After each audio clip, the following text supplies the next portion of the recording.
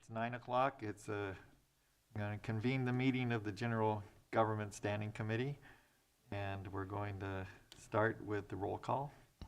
Supervisor Mulhern? Chair Hashak. Here.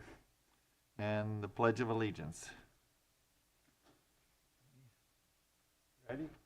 I pledge allegiance to the flag of the United States of America and to the republic for which it stands, one nation, under God, indivisible, with liberty and justice for all.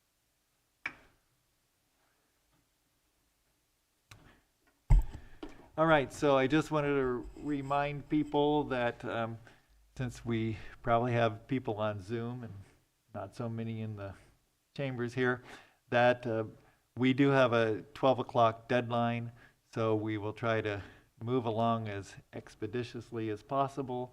And if you have comments that are repeating previous comments, please, you can just state that. And we will try to get everyone's comments in and move the agenda. So with that, we do have a full agenda today. And we'll start off with item 2A. The discussion and possible action, including providing recommendations to staff and referral to the Board of Supervisors, recommending approval of the County of Mendocino Cannabis Department monthly update for February. And I will turn to the Kristen Nevedal.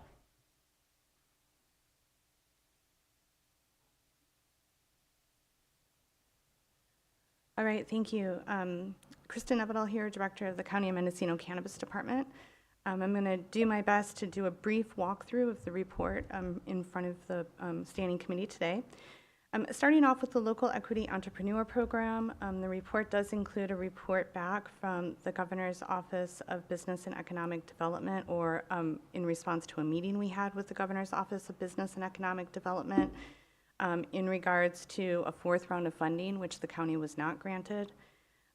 While initial information that we had received suggested that the low score, the less than 50 points on the grant application section A, may have been due to the amount of time it took the county to expend the first 3 rounds of awarded funding, of which over $2 million in funding remains and must be expended by October 23rd. That really is not the primary reason, or even a reason that GOBIZ brought up during our in-person meeting about the grant and the low score in Section A.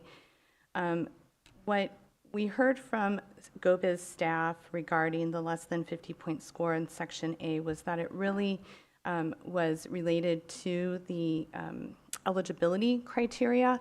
So the Local Equity Program is specific to assisting individuals who have been directly impacted by the war on drugs, and to help those individuals directly impacted by the war on drugs with ongoing and startup expenses as they move into the legal cannabis marketplace. There were specific concerns mentioned about not camp per se, but the 5-mile radius of a camp site or a camp raid. So again, the county doesn't have, to the best of my knowledge, any data that supports that there's a direct disproportionate impact from the war on drugs when you were within 5 miles of a camp raid.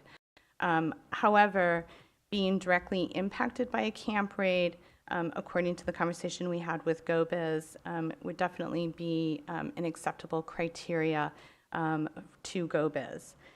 Additional concerns were expressed about a second criteria, which is there's currently criteria that allows individuals to become equity certified if they have a sibling, parent, or child who is arrested and or convicted of a cannabis offense. So that criteria, the concern expressed by the state was very similar, that it's possible that not in all instances the individual who has a sibling, parent, or child that was arrested and or convicted was directly impacted. And so what the request has been primarily is to either provide the data showing that there's a disproportionate impact to those within 5 miles of a camp raid, or perhaps remove the 5-mile radius and move forward with a criteria that is clearly based on a direct impact from a camp raid.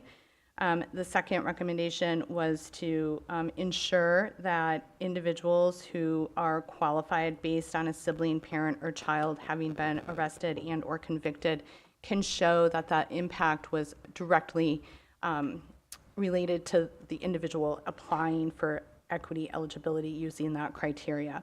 Okay, Supervisor Mulhern.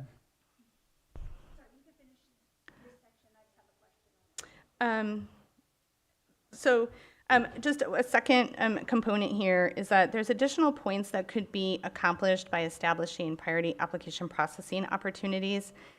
There were, and also say like an incubator fund or, right? So this was just a reference of an equity opportunity that some jurisdictions have in place that allows them to score additional points in Section A. Mendocino County doesn't have an incubator fund. Mendocino County's equity program doesn't have, or ordinance in general, doesn't have a way to create a priority application or permitting opportunity for those certified equity eligible. So it was just a suggestion that GoBiz staff brought forward as a way to create additional points or garner additional points in the application process. Thank you. Were you able to talk with the state, or can the department describe, so we know that in Mendocino County, there were more raids than raids that were just done by camp. We had local jurisdictions doing raids under the name of Comet, and because of the industry at the time, because of law enforcement, because of the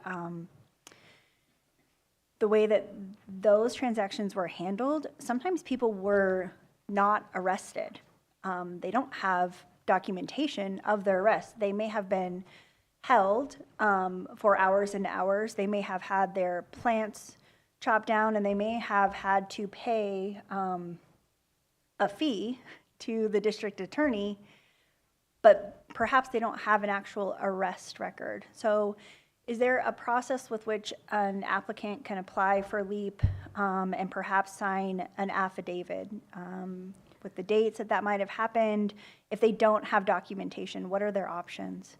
I mean, I would hope if they were subject to a search warrant that they would have or have access to a copy of that search warrant. But we are working on an affidavit for camp specifically, and I don't see why that affidavit couldn't also be used in other situations, such as the parent, sibling, child conviction and arrest, and perhaps in other areas as well.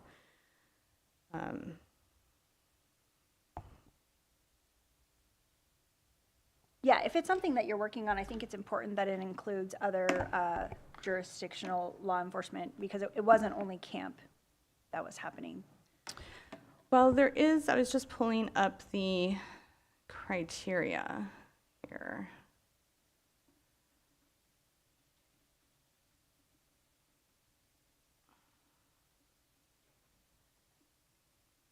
So the criteria does include the following: be an individual who has lived within a 5-mile radius of the location of raids conducted by the Campaign Against Marijuana Planting, be an individual who has a parent, sibling, or child who was arrested for or convicted for the sale, possession, use, manufacture, or cultivation of cannabis, including as a juvenile. So I think in both of those instances, an affidavit would be appropriate to help show that the impact was direct, right, to the individual applying. The third criteria listed is be an individual who was arrested and or convicted of a non-violent cannabis-related offense or was subject to asset forfeiture arising from a cannabis-related event and has either, 1, obtained or applied for a cannabis permit facilities license with Mendocino County, or has worked in or currently works in the cannabis industry.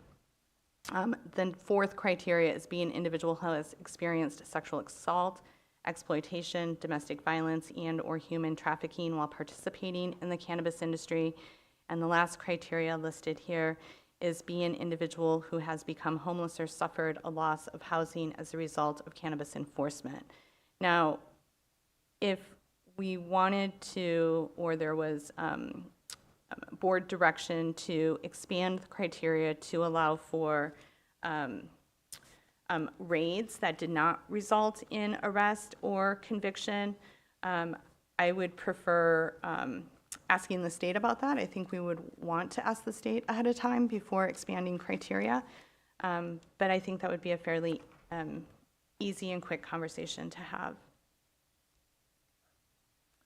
And do you know why they, all of a sudden, after the first 3 rounds, on the 4th round, they're docking us for having that 5-mile radius? This isn't simply a Mendocino County issue. So what we were told was that as more jurisdictions have come online and funding has leaned out, they've come under more pressure to really ensure that the funding is going specifically to those who are directly impacted by the war on drugs. And so they are reassessing criteria in multiple jurisdictions. I think this is also perhaps why, for the first time in the submissions to GoBiz, we've had to produce the assessment. So last year when we applied, we were not requested to also provide the assessment that was conducted in 2020, I want to say. This year when we applied, all jurisdictions were required to also include their local equity assessment. So I think this is, GoBiz essentially doing a little bit of belt tightening to make sure that the monies truly are going to those who were directly disproportionately impacted by the war on drugs. Okay. Supervisor? So I won't go on and about this, and I don't know how Supervisor Hashak feels. For me, people that were involved in other type of raids did have a stronger emotional toll than people that simply lived within a certain radius. So if the state could understand that and I think it is more important to include people that physically had a raid, whether or not they have the search warrant, whether or not they were arrested, those people did have a toll that we would like to be included, rather than somebody that just happened to live nearby.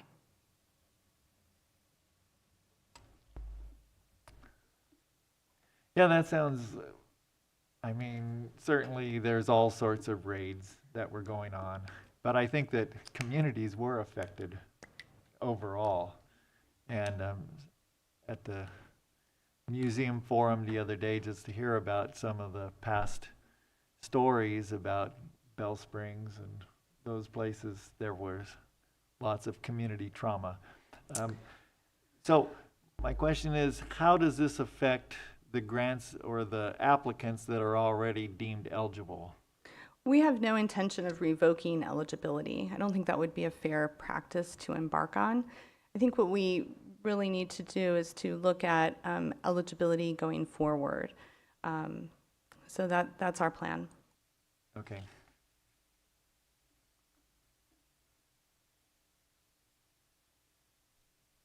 May I proceed with the report? Or, yeah? Okay. So next we have the LEAP budget. So the LEAP budget shows expended waiver amounts to date as well as expended direct grant amounts to date. So the top line of this budget table shows combined funding from rounds 1, 2, and 3 to the total of $5,321,293.14. And then subtracts the waivers that have been issued to date, and then subtracts the amount of grant awards to date. Now, I noticed that there were some questions in the comments, the public comments this morning, that asked how much money was left over in waivers versus direct grants. These are the same pool of funds. So the waiver program is not, like when we receive the budget from the state, the waiver programs are built into the categories for the direct grant budget, right? So for combined amounts of funding remaining, there's $2,071,952.05. This is funding that can be used both to fund the waiver program and the direct grant program. It's one funding pool.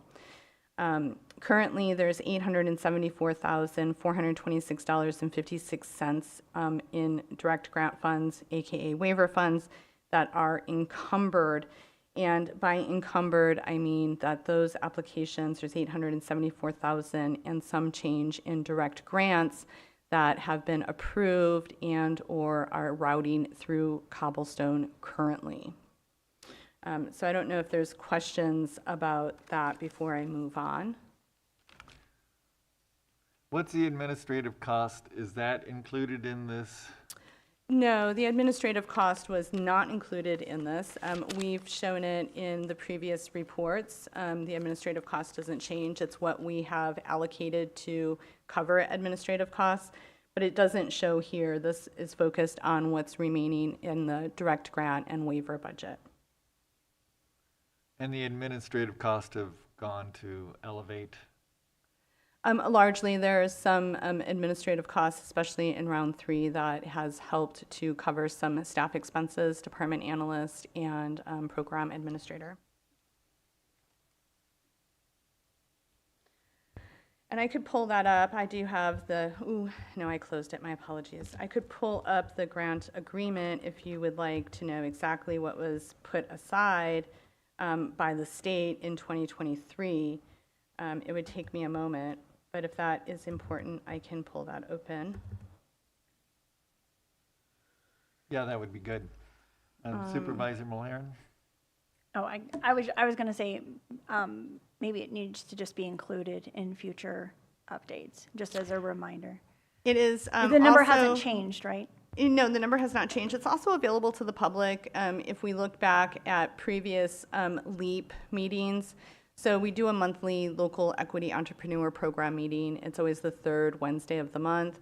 It runs from 3:30 to 5. And so the slides, which are posted to the department's website on the 2022 events page, do have not only the budget amounts available for waivers and direct grants, but also the spend down of administrative costs over time. So I just did not include that in here. I just kept it a little more focused.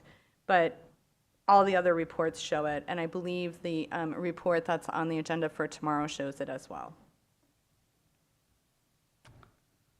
Okay.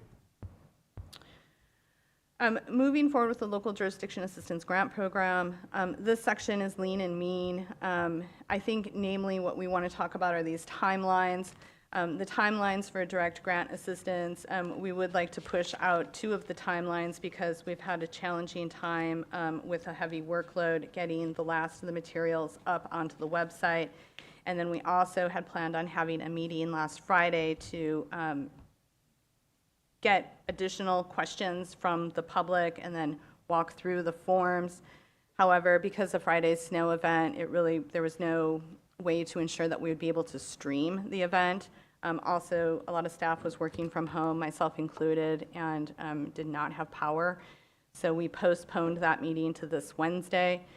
With that said, it seems to make the most sense to push the question and answers posted timeline out by 7 days. So instead of posting questions and answers on March 3rd, which is the same date that we'll be having our meeting, or just after our meeting, we'd like to post questions and answers through the 10th, and then make sure that folks have until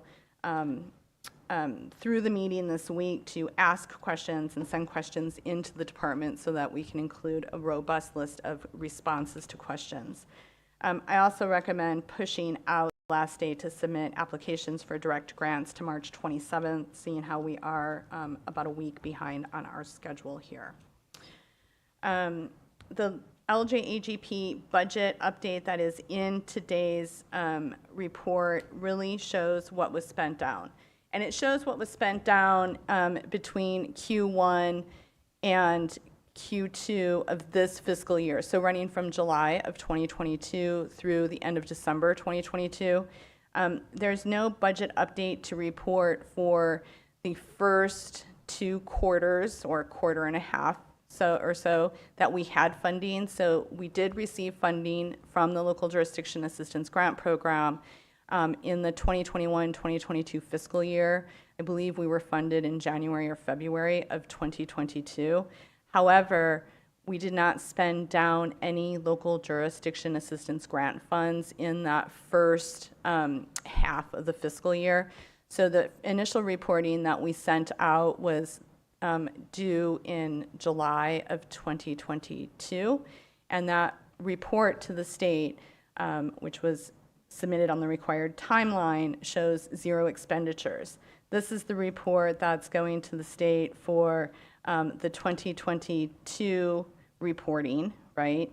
And so what we can show here is that we have spent $242,351.77 on personnel engaged in direct technical assistance costs. When we talk about direct technical assistance costs, that is working on the review of phase 1, phase 2 applications, right, primarily.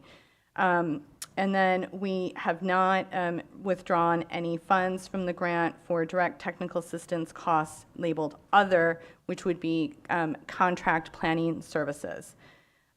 We did draw down some expenses in relationship to indirect and administrative costs for our personnel, which is the third item shown here.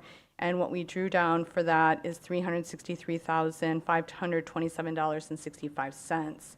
Now, the next section where we talk about indirect and administrative cost other, these are contracts with outside entities primarily. We have spent $87,810 on Planet Labs. We've encumbered $347,748.93, which is shown in the balance here, but will not be reported in the first reporting period, this reporting period, because it was an expense from this, right? It would be an expense in this Q3, Q4 of the fiscal year, not Q1, Q2 of the fiscal year we're in. We did spend the $12,473.75 on Client First and the $7,000 on ArcGIS, which is our licensing for the cartographer included in the budget for LJAGP. So what this shows is a remainder of $16,525,494.52. And we kept this item separate from the budget amendment because I think it's important to show the reporting of what's been spent to date and then have the separate item of the amendment to Okay, show I what's have proposed. a couple questions. One is about the timeline. And with my understanding, and I went to the site this morning, that the budget and matching funds explanation template is still not available. It's Yes, not- I still need to put the instructions on that template so we can get it uploaded.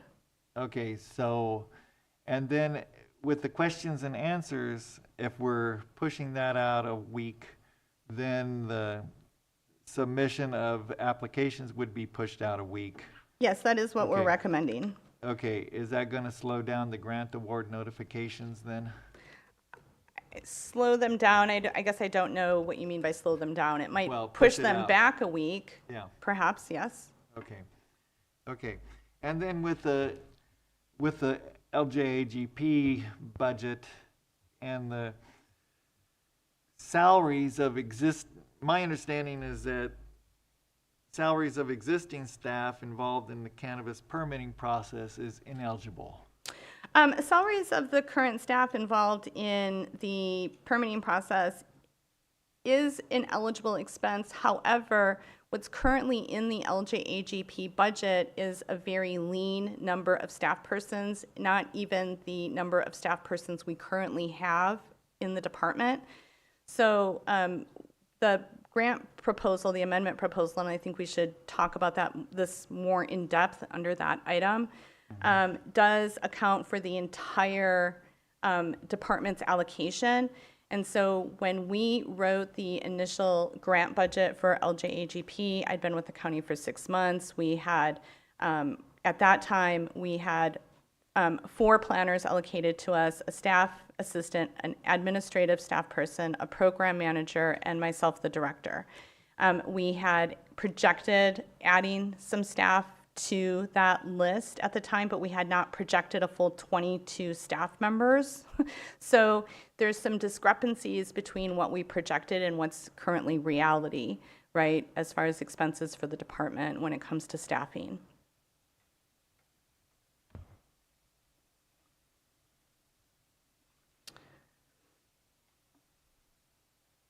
Supervisor Mulhern. Can we go to the indirect administrative personnel budget that was spent down, and what were those people working on? I'm working on administering the grant itself. So this section really is time spent managing the contracts that are associated with the grant, managing the development of the direct grant program, managing the fiscal responsibility of reporting for the grant. Okay. So then the direct would be people working on Correct. the Appendix G or whatever. Exactly. Appendix G, application review, renewal review. So yes.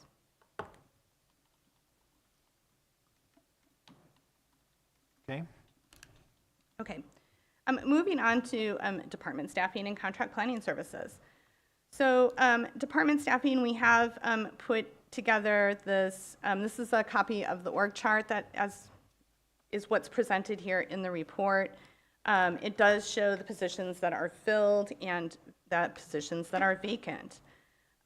We will be, as referenced here, bringing forward an item tomorrow on the Board of Supervisors consent calendar to onboard contract planning services. Currently, what we've reserved is 16 contract planners and a $1.6 million budget. Won't necessarily last very long, but we can talk about that moving forward. I know there were a number of questions from the public about what we've been doing to ensure staffing, and the public is correct. We did not staff up in preparation for moving to Willits, right? It's not like there was time for us to fly a bunch of positions when the move was pretty whirlwind. It was like in October, I think we were told that we could move to Willits, and then in mid-November, we made the move to Willits. It was about a 30, 45-day lead time. It was not much. Additionally, what we had to move to Willits with was the furniture that we had in 579 Low Gap. And so even if we had scheduled, say, onboarding of staff for Willits, it still took us some time to get additional desks available in Willits. But since our arrival in Willits, we have interviewed Planner 1. We're in the process of interviewing Planner 2. We have interviewed Senior Program Manager. We will be interviewing Senior Planner this week. We have interviewed Administrative Assistants. We have flown Staff Assistant. We've interviewed Office Services Supervisor and made, I think we actually made an offer for that. We've interviewed Department Analyst. So it has been a heck of a busy time working through recruitments with human resources, scheduling interviews, conducting those interviews, and hiring as we find candidates who are qualified and also interested, right? So the contract with Four Leaf that's going to the board tomorrow, that if it's approved tomorrow, then when will Four Leaf be available? March 1st. The next day they're available? Yeah, well, as soon as the contract is signed. So the contract executes as soon as it is signed, and then we can move forward with planning services. And those people will be trained? Those individuals will be trained. We'll use the training materials that we currently have. We'll schedule some virtual trainings with them, absolutely. Okay, and then the Appendix G, they'll be reviewing Appendix Gs. They will be reviewing Appendix Gs and perhaps drafting Appendix Gs too. That's still part of the plan, and it is in the contract to review and or draft those Appendix Gs. And the training material for that? Is that The training material for Appendix Gs is currently a work in progress. So recently, with the help of Alora, our chief planner, Alora conducted the review of an Appendix G for a recently issued permit. As we wrap up that review, we'll utilize that review of that Appendix G as a sample for training. And then we also, and we can talk about it in the proposed LJAGP amendment, We've been working with a contract planning service provider to assist us with completing the training materials, which would include completing training materials for Appendix G. And when will that be available? That I don't know at this point. We're hoping fairly immediately, but the last communication I sent back to the service provider was midweek last week, and I have not heard, I have not received a response for the questions posed at that time. So we'll have to check in this week.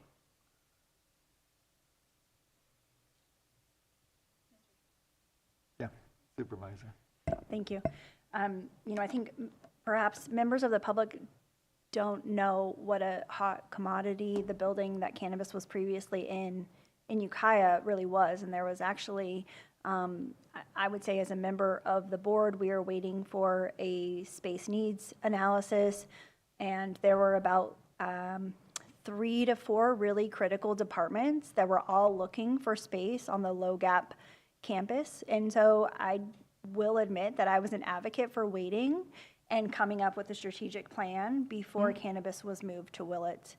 And one of my concerns about moving Cannabis to Willits was about access to planning and building and to TTC office, as well as some concerns I heard from staff about having to commute.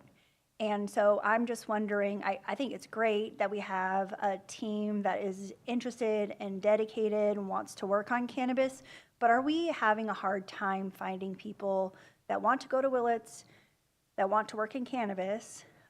Is that part of our local struggle? I know that we have many departments in the county that struggle to find employees, social services, behavioral health, public health. Many of our departments are having a really hard time finding employees. So could we just hear whether or not it's more successful in Cannabis, or maybe we're running out of local people that are interested and qualified? I'm not sure where we're at. I'm gonna ask Laura Babini to respond to that question, as she has been the management person spearheading our recruitments.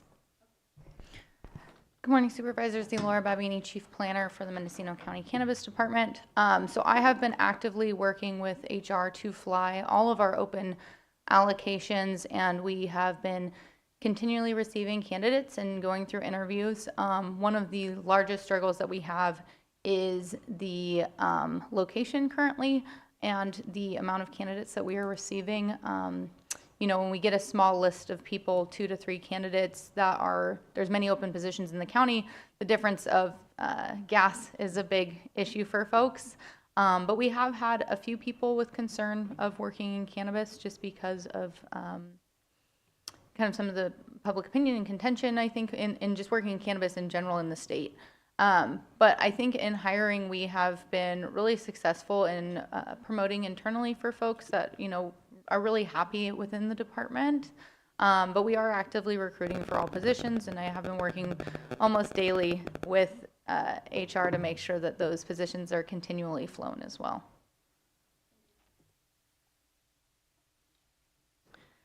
Any further questions about staffing before I move forward with the application processing update? Well, have you lost any staff lately?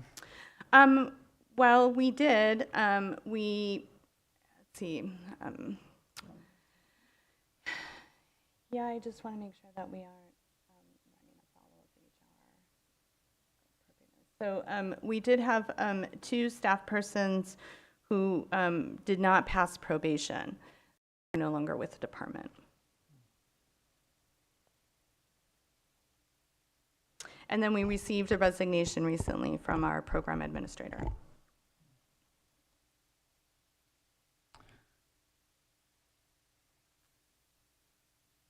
Okay. Okay.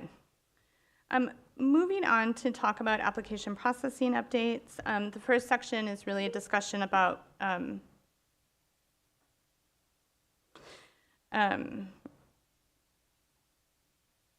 priority review update.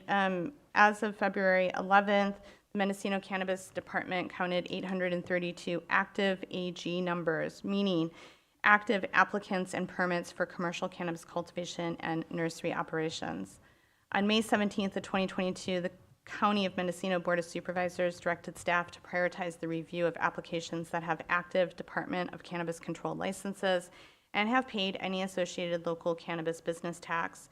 In response to the directive, staff notified applicants and permit holders that were delinquent in local cannabis business taxes and/or did not have an active DCC license on file, resulting in the deprioritization of the associated AG number. Deprioritized AG numbers are not eligible for application review until the noted deficiencies have been cleared up.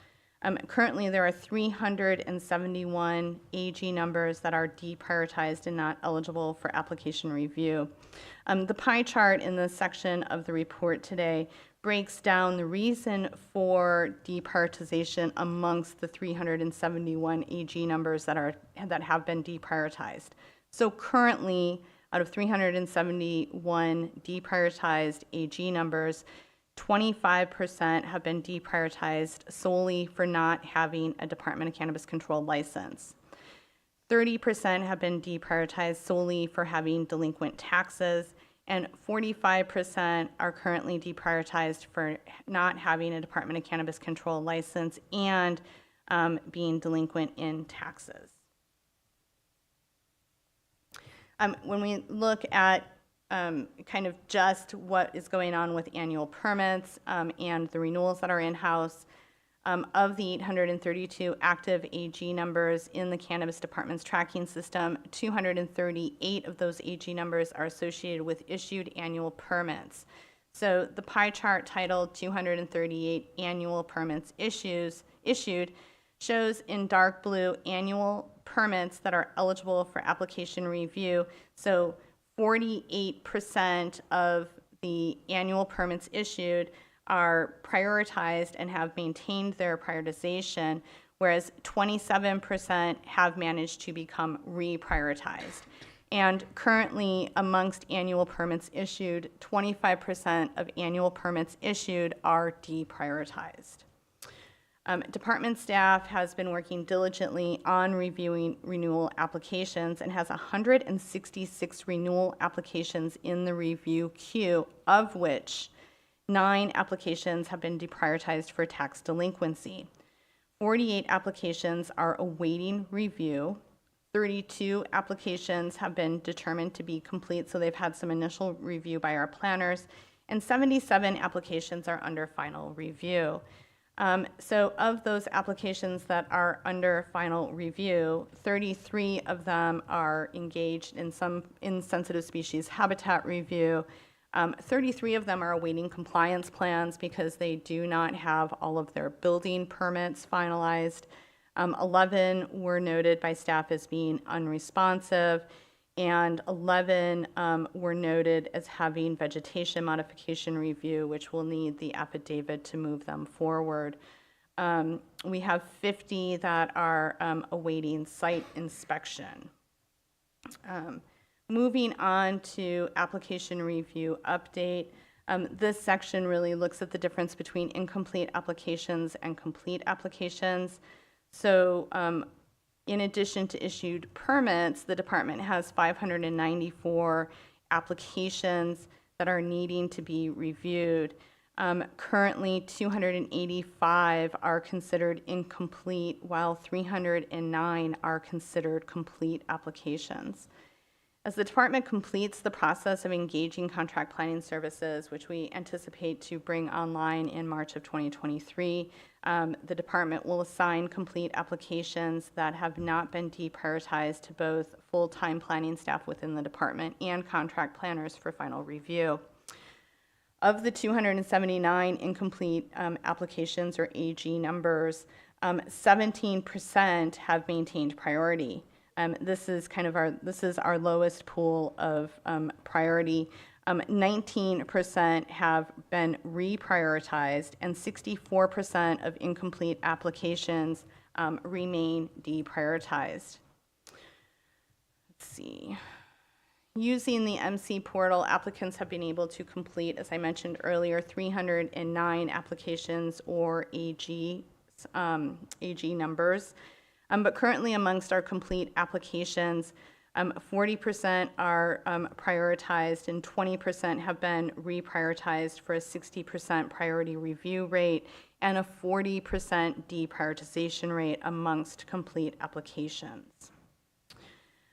As we look forward in the report, we've tried to make this review timeline a little more palatable and understandable. So hopefully we were successful in that. We are assuming 200 hours for priority application review and 100 hours for priority renewal review, just to be clear that this is how we calculated the hours. And then we are basing the number of weeks, not just on those hours, but the 27, combination of 27 full-time staff persons and contract planners. So what we see here is that applications that are set to renew their provisional state license in July of 2023 should anticipate being processed by the Department and Contract Planning Services in the months of March and April. Applicants who renew their provisional license with the Department of Cannabis Control in August of 2023 can anticipate having their applications processed by the Department and Contract Planning Services in April and May of 2023. So I don't know if you want me to go through this entire table No. or if just providing the examples is adequate. Okay, Supervisor Mulhern. Yes, could you please describe the 200 hours and the 100 hours, and then whether or not we expect that all applications are going to take that long, or is that on the very long outset? Is there, and I apologize, but I think it's important for the public to understand what is included in that. It's not simply picking up a file and looking at it, and that's going to take 200 hours. That is Could you correct. describe what that 200 hours is? Yeah, glad to do so. So 200 hours is what we anticipate being the longest period of time, but it's hard to know where applications lie in ready to process and not ready to process, so to speak. So the 200 hours does include an assumption that there will be significant back and forth between the planner assigned that application and the applicant and or their agent, right, to ensure that not only are all aspects of the application complete, but that they are in alignment with each other. So, for example, when we conducted completeness checks through the portals, the many portals that we've brought forward, we didn't do full reviews of site plans, for example. What we did is we did limited reviews of site plans based on what we believed was direction from the board to really just make sure that we had complete materials that could be passed off.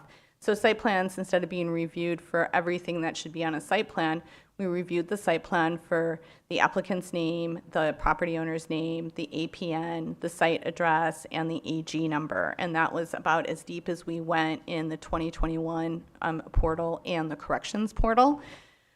So there's probably going to be a lot of back and forth between the planner receiving these complete applications and the applicant to ensure that, you know, what's listed in the Colton Ops plan matches what's shown on the site plan, matches what's on the structures list. None of that, we have not to date conducted any application material alignment for folks that are in the 2021, 2022 corrections portal. Also, there's the environmental review has not been conducted, so while we accepted sensitive species habitat review questionnaires, staff has not conducted a review of those questionnaires other than to make sure that all questions were answered, the applicant's name and site location was correct, and that the document was signed. This was the same type of review or level of review that was conducted for air quality management district forms. So I imagine there's still going to be significant back and forth between the planner assigned these applications and the applicant to ensure that the materials actually meet all of the requirements of the ordinance and provide a full or a complete description of the project that we're reviewing. What this also does not account for well, let's see, let's go back to finishing the answer for this first question. In addition to the time associated with completing the complete application, which is kind of a silly way to put it, but that's what needs to happen. There's also going to need to be time, as I mentioned, for conducting the environmental review, not just sensitive species habitat review and air quality management district, but ensuring that the water sources are A, legal water sources, B, match what is being reported to the state and reported to the department. It also includes an assumption that a site inspection will be necessary before a permit can be issued, and it includes the time associated with reviewing and or drafting the Appendix G document. So it's all the way from handing the package off to issuance or denial, and the Appendix G materials if there's an issuance of the permit.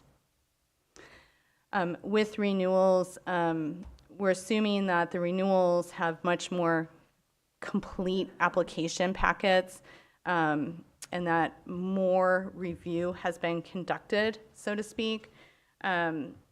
However, we are struggling with renewals that, with folks that don't have building permits or have all their building permits finalized. The renewals, the vast majority of the renewals we're working on have no sensitive species habitat review. They have no air quality management district review.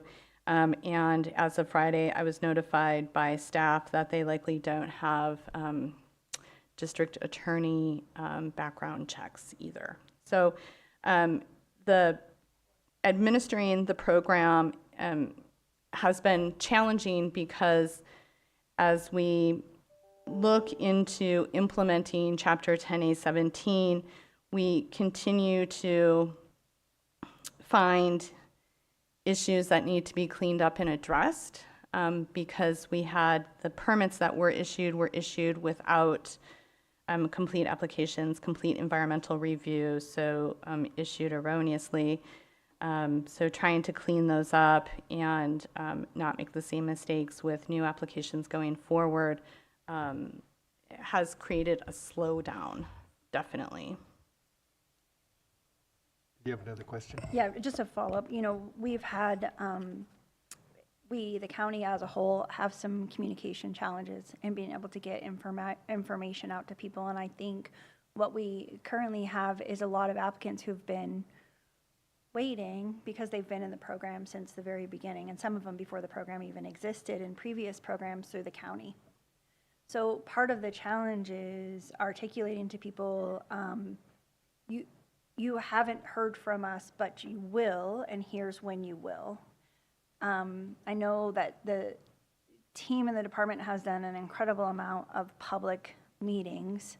I don't know if it's been thrown around what other kind of letters or updates could be sent. So if, and you can tell me if I'm wrong on this, but if I have a state license that renews in July, I'm going to hear from somebody in March or April about that.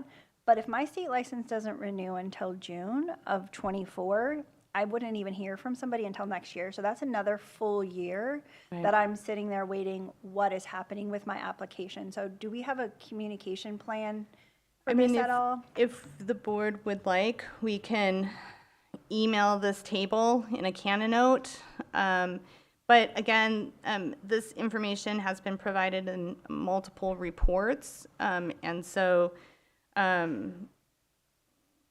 we can email the reports out in the Canon note if that's the desire, but I'm not sure. And we have talked about this table and the staffing plan in public meetings last year, towards the end of last year. So we can add materials, as I mentioned, to the Canon note. That is our primary communication source outside of the public meetings. Do you know about how many people get Canon notes? I don't. Okay. But it's not all of our applicants. Okay. So not all of our applicants are signed up for Canon notes. It's a voluntary system, so we cannot add folks to Canon notes. Right. To the e-notification system. Yeah. So. I think it might be helpful for people to understand that they shouldn't expect to to hear from the, if they've submitted all their materials, they shouldn't expect to hear from us this year, particularly for the people that renew in '24. And so, you know, obviously as somebody with a social media platform and a website, I'll post updates. I think if there is something that could go out in Canna Notes, that would be helpful. I know we don't necessarily have a PIO, but if perhaps, I don't know if we have a reporter covering cannabis, but maybe there's some way that we can try to get the information out to people so they don't feel like they're just being left, that there is a plan and they will be processed in a certain timeline. So I don't know what that looks like, but I'm happy to help the department come up with ideas and strategies. Thank you for that. So my understanding, reading this timeline, is that if my application were coming up for renewal in July of '23, then, or the state provisional timeline, then the processing timeline would be March and April of this year. Correct. So by the end of April, I should know exactly what's happening. I should be approved or not approved and have all the material I need to move on. Yes, and especially if you are a responsive applicant. Yes. And so does this take into consideration, and there's an agenda item later for trying to get people who are deprioritized at this point because of taxes to be prioritized. So if people are becoming prioritized or reprioritized, would this take into consideration those? This does not take into consideration those numbers. So we have been sending deprioritization notices for almost a year. So we started notifying individuals of deprioritization shortly after the May directive to focus on or to prioritize the review of applicants that are in good standing with their taxes locally and have a state license.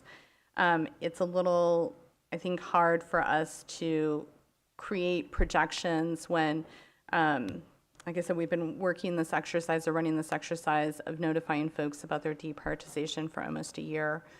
And I was not aware of the item today about tax relief until earlier this week. So it has not been a consideration for any of these timeline tables. Okay. And then with the contract and the training materials and everything we're waiting on with LACO and bringing on board 4-leaf, and it's going to take, according to this chart, 7 weeks. And so do you still think that the processing timeline for the first cohort is applicable? Yes, I do. Okay, so we can hold that by the end of April. If we haven't processed all of those, then we're, With we'll know. 27 That will be full-time a benchmark. employees. So Sorry? if we can get to 27 full-time employees and contract planning services, I think the 7 weeks is fully applicable. But again, this is based on a combination of 27 full-time employees and contract planning services. but for this to work, we need to have those 27. That is Right. what this table shows, correct? Okay, so is that based in the reality of having 27? It is if we can, so I think we currently have, what is it? Oh, I think we currently, if we look at our current planning numbers and bringing on 16 contract planners, we get to 27. Okay, So, all right, should we, since we're running over already, should we go to public comment at this point? Mr. Ward?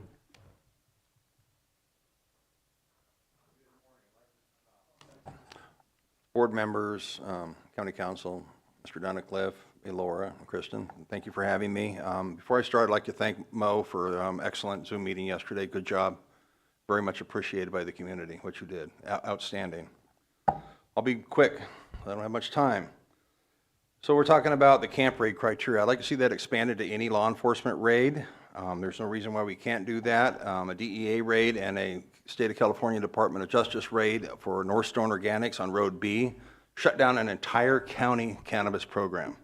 There's no need just to limit it to camp, unless you accept the colloquial definition of camp as all the other agencies under that umbrella.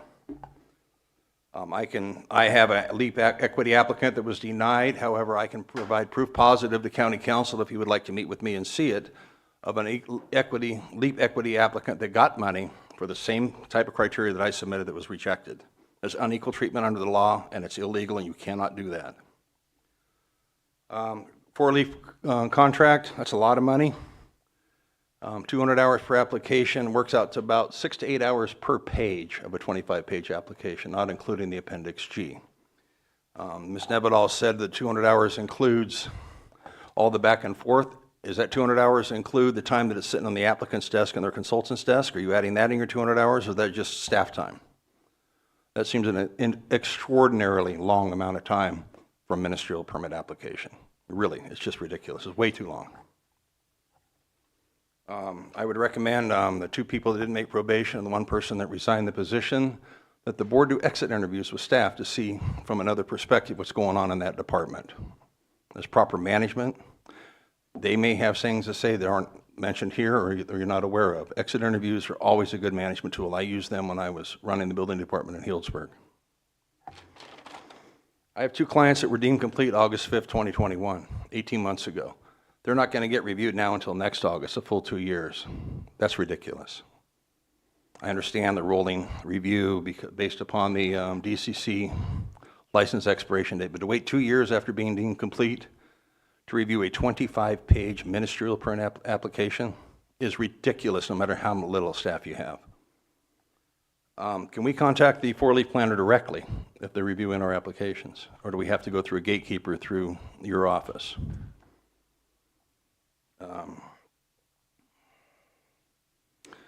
Let's see here. I must vociferously disagree with the statement that they were just checking to see if the site plan was there. I need a lot more time. When I submitted one of my clients, I went back and forth with the planner 5 times to get a site plan correct. Finally, I had to stop, hire a civil engineer to draw it in CAD to make the planner happy. That was for the portal submittal. 5 times reviewing 1 site plan. So I disagree with what Ms. Nevedal said about that. Okay. What is the DA's live scan Mr. review Ward? process? Could you wrap it up and we'll come around the next round? Wrapping it up, what is the DA live scan review process? Why does it take so long? Why are we waiting until the application is approved? Why not send it to them now? Thank you. Okay, thank you.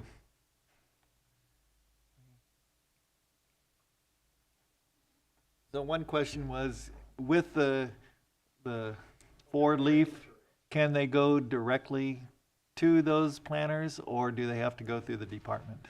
No, the contract includes communications between the contract planners and the applicants to obtain the necessary or the required materials and move the applications forward. Okay, thank you. Any other comments from the chambers? Are there phone? Zoom?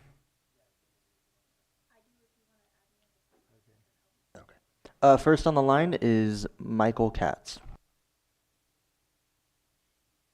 Good morning, supervisors and county staff. This is Michael Katz, Executive Director for the Mendocino Cannabis Alliance.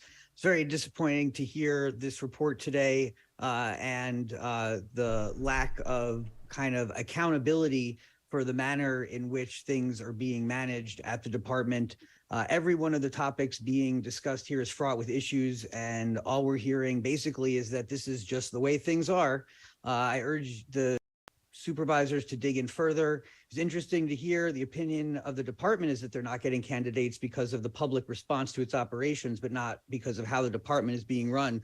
Additionally, with the MCD director reporting directly to the Board of Supervisors, we wonder if the board has engaged in thorough conflict of interest reviews for all hires within the department, and recommend, as Scott did, that the BOS conduct exit interviews with the employees who have chosen to leave to find out exactly why.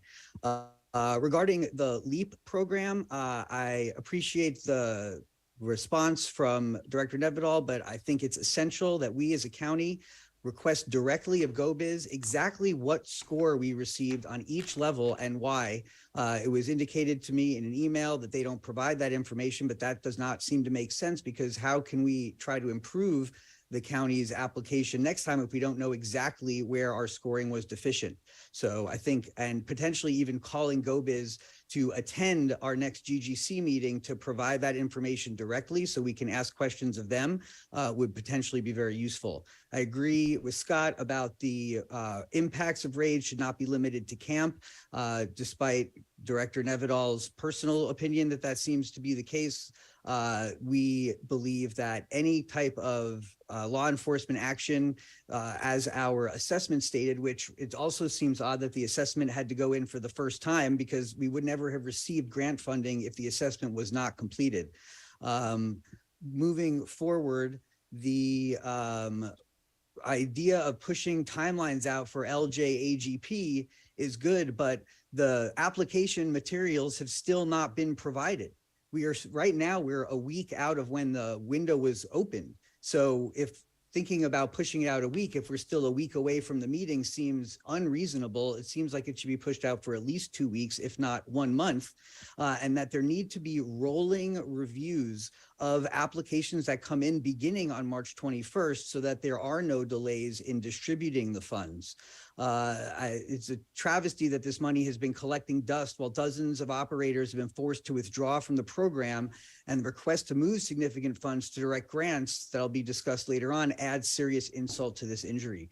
I'm wondering why the contractor agreement for 4-Leaf was not brought before this committee. Isn't every single idea before it goes before the Board of Supervisors supposed to come to this committee for evaluation? Because if the contract planners that are coming on are going to be following the same unreasonable approach to permit review as the department currently is proposing and is laid out today, then they're not going to solve our problems. They're just going to create more of the problems that we've been seeing, and we're not really going to get forward. Last thing this is my last comment, going back to the deprioritization, as we said in our memo, the board did not direct what is currently happening. The board directed that the supervisors require tax compliance for cannabis permit renewal. The program that has been put in place is a death sentence for operators, and it is way beyond what the board directed. And we recommend that the GGC immediately redirect MCD to cease this overreach and recommend to the full board at the February 28th meeting to re-include any currently deprioritized in the queue for application review immediately. Thank you very much for the extra time. Okay, thank you. Yeah, just one point on that is that with the deprioritization, you know, my idea was that those people would go to the back of the line, not be denied, de facto denied, because they haven't completed some of the things but anyway, we're going to take over that. But yeah, just a point of clarification, please.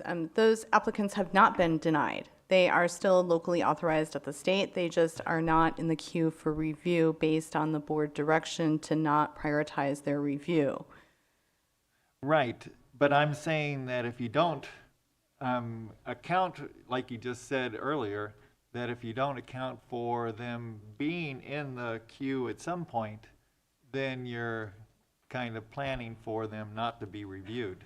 Or to review them upon completing the priority reviews, right? So we will complete all priority reviews before we consider reviewing deprioritized applicants. The table shows the plan for priority reviews.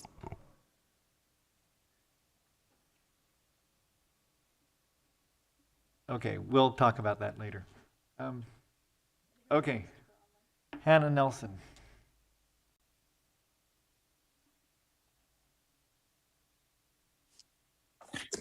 Good morning. I'll try and make this as brief as possible. Can you hear me? Yes. Okay, great. First, I concur with Michael's request regarding rolling applications and scoring sheet regarding the LEAP and LJAGP grants, both of those. And I do need to speak for a few minutes about the equity grant issues. As an advisor, law and policy advisor to Origins Council, we are engaged at the state level in discussions regarding equity definitions and data that is needed to be used. We've had meetings with the Attorney General's office regarding the lack of available camp reporting.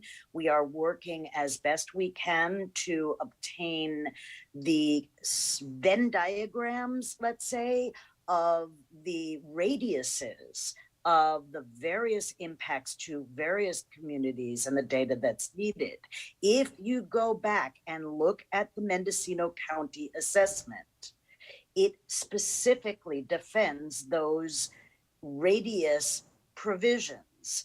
And the reason why radius is actually utilized by a lot of jurisdictions is because though it's a conglomerate of data regarding arrests, poverty, etc., overlaid within a distance of certain events.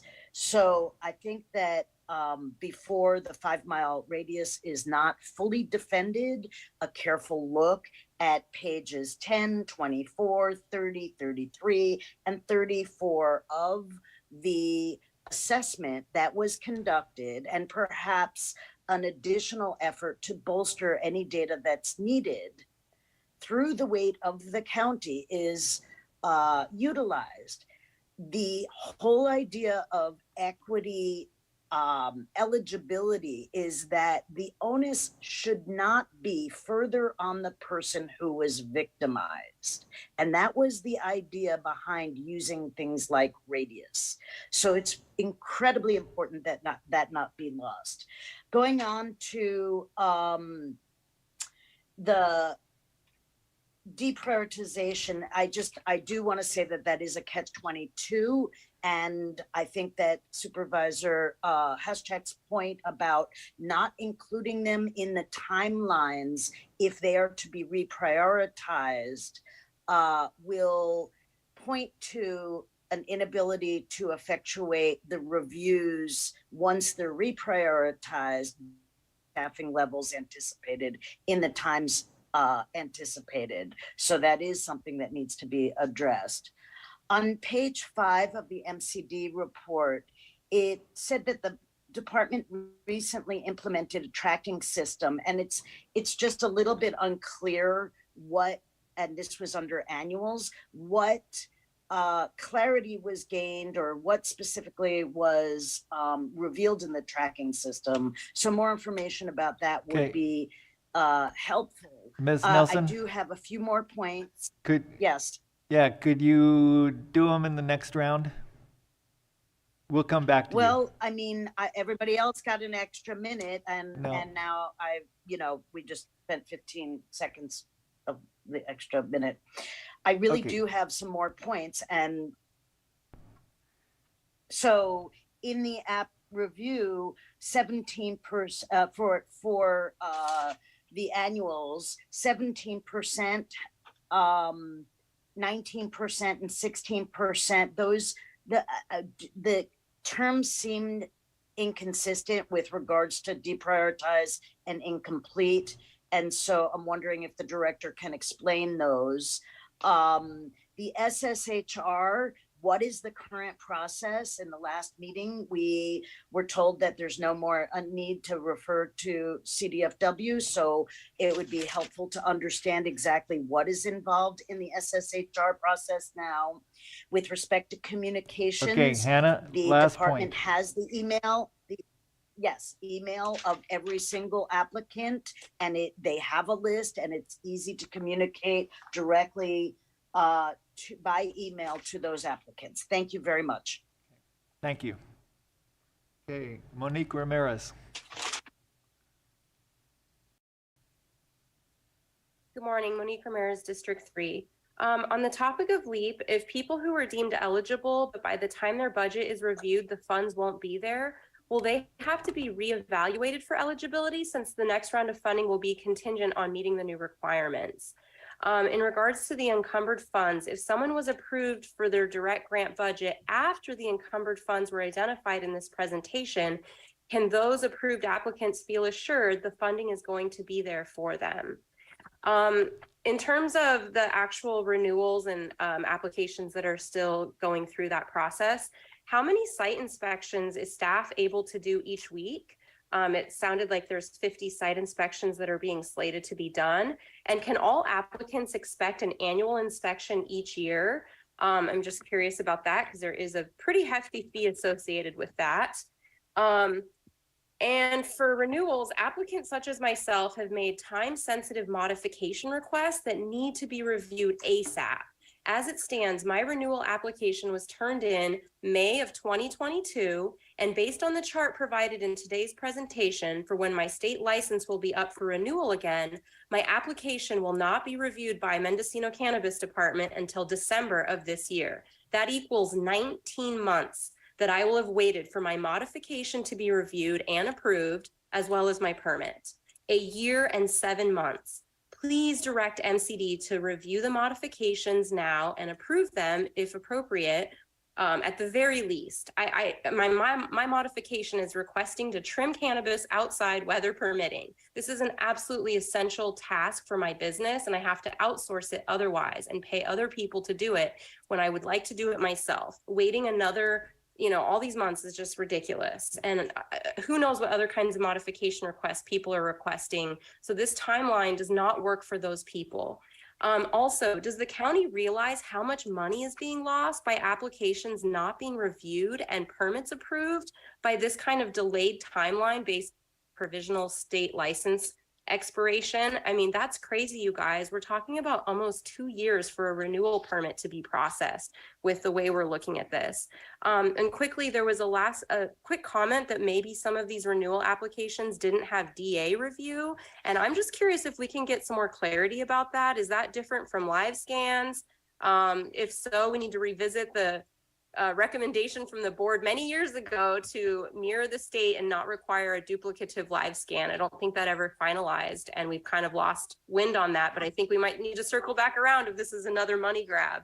Not enough time to say all the other things that I'd like to say, except that the county will not be able to get cost recovery on a review of an application if it takes 200 hours. That's $18,000 at $90 per hour for a staff person to review for a cannabis permit in Mendocino County. That's appalling.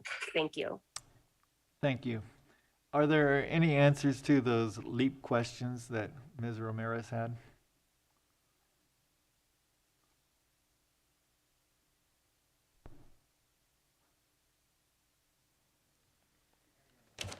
I think that I would need a refresher on the LEAP questions. So I think the one question was about encumbered funds. So I think the only response I can offer is that we track all waiver payouts, we track all direct grant payouts, and as we come closer to, say, a zero budget, we'll be notifying folks. Probably what we'll do first is cease the waiver program, but I think it's, again, we'll be watching on a regular basis what the spend down looks like and make sure that we're notifying people ahead of time that we're getting to the zero balance. And then just to repeat my statement earlier, the encumbered funds includes approved grant applications and those that are in Cobblestone. Okay, thank you. Paul Hansberry? Hi, yes, it's Paul Hansberry, Lovingly and Legally. I'm here with my partner Susan, who'd like to speak after me. I'm just wondering, the 200 hours, they claim that that's for, a lot of it is for the back and forth between the applicant and the program staff. If there was an in-person meeting that would take maybe 2 hours, 3 at the most, you would be able to go over all the minutia, all the clarifications, any mistakes, any errors, any required documentation that could come back in a follow-up meeting that would take minutes, and to supply additional documentation. And you could also review the Appendix G and get it all done in one shot instead of all this back and forth and having to refocus every time another email comes in. If we can just depend on one person talking to the applicant, conducting the review for the application, the Appendix G, and be done with it and move it on. That wouldn't, it seems to me that that would streamline the whole process rather than the incessant back and forth with emails and having to take the time to finally get to where the email is and having to refocus. Just a suggestion on my part, it seems to me that that would make more sense. On that, I'll give the floor back to Susan, if that's okay. Thank you, Paul. Hi, good morning, everybody. Can I be heard? Yes. I apologize for this scratchy flu voice. We're wondering why there appears to be a real redundancy in reviewing each cultivator's file 3 or more times, constantly circling back and getting bloodier and bloodier knees on cobblestone. So would someone, perhaps the director, be able to explain a little bit more why each file is reviewed so many times? Thank you very much. Okay. Heidi Wardhouse.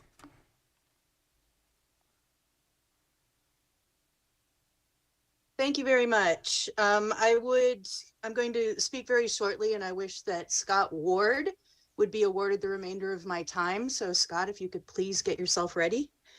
I have concerns about the LJAGP.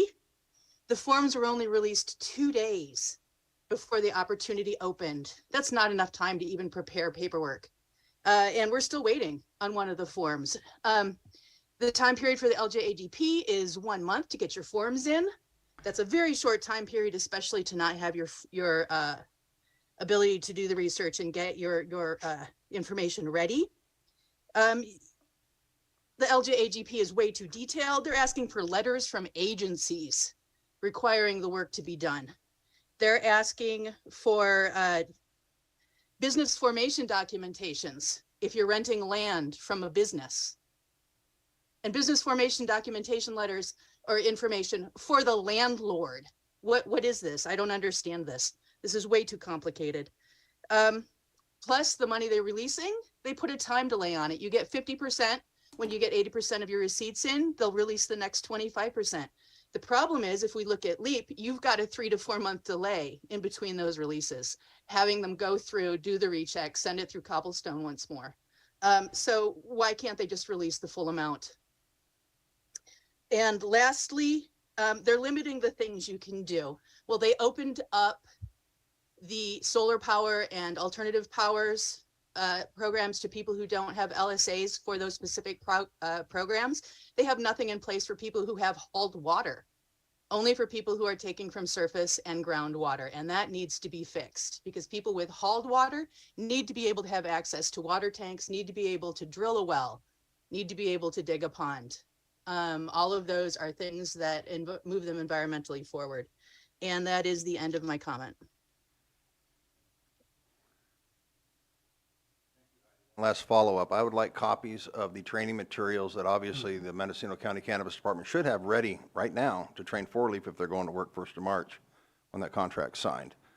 So I'd like copies of all the training materials so I can review them as well to make sure that I am following the directions as same as 4-Leaf will be from the training materials from Director Nevedal and her staff. Thank you. State your name, please. Scott Ward Company, Redwood Valley. Okay. And then we're going to Corinne Powell.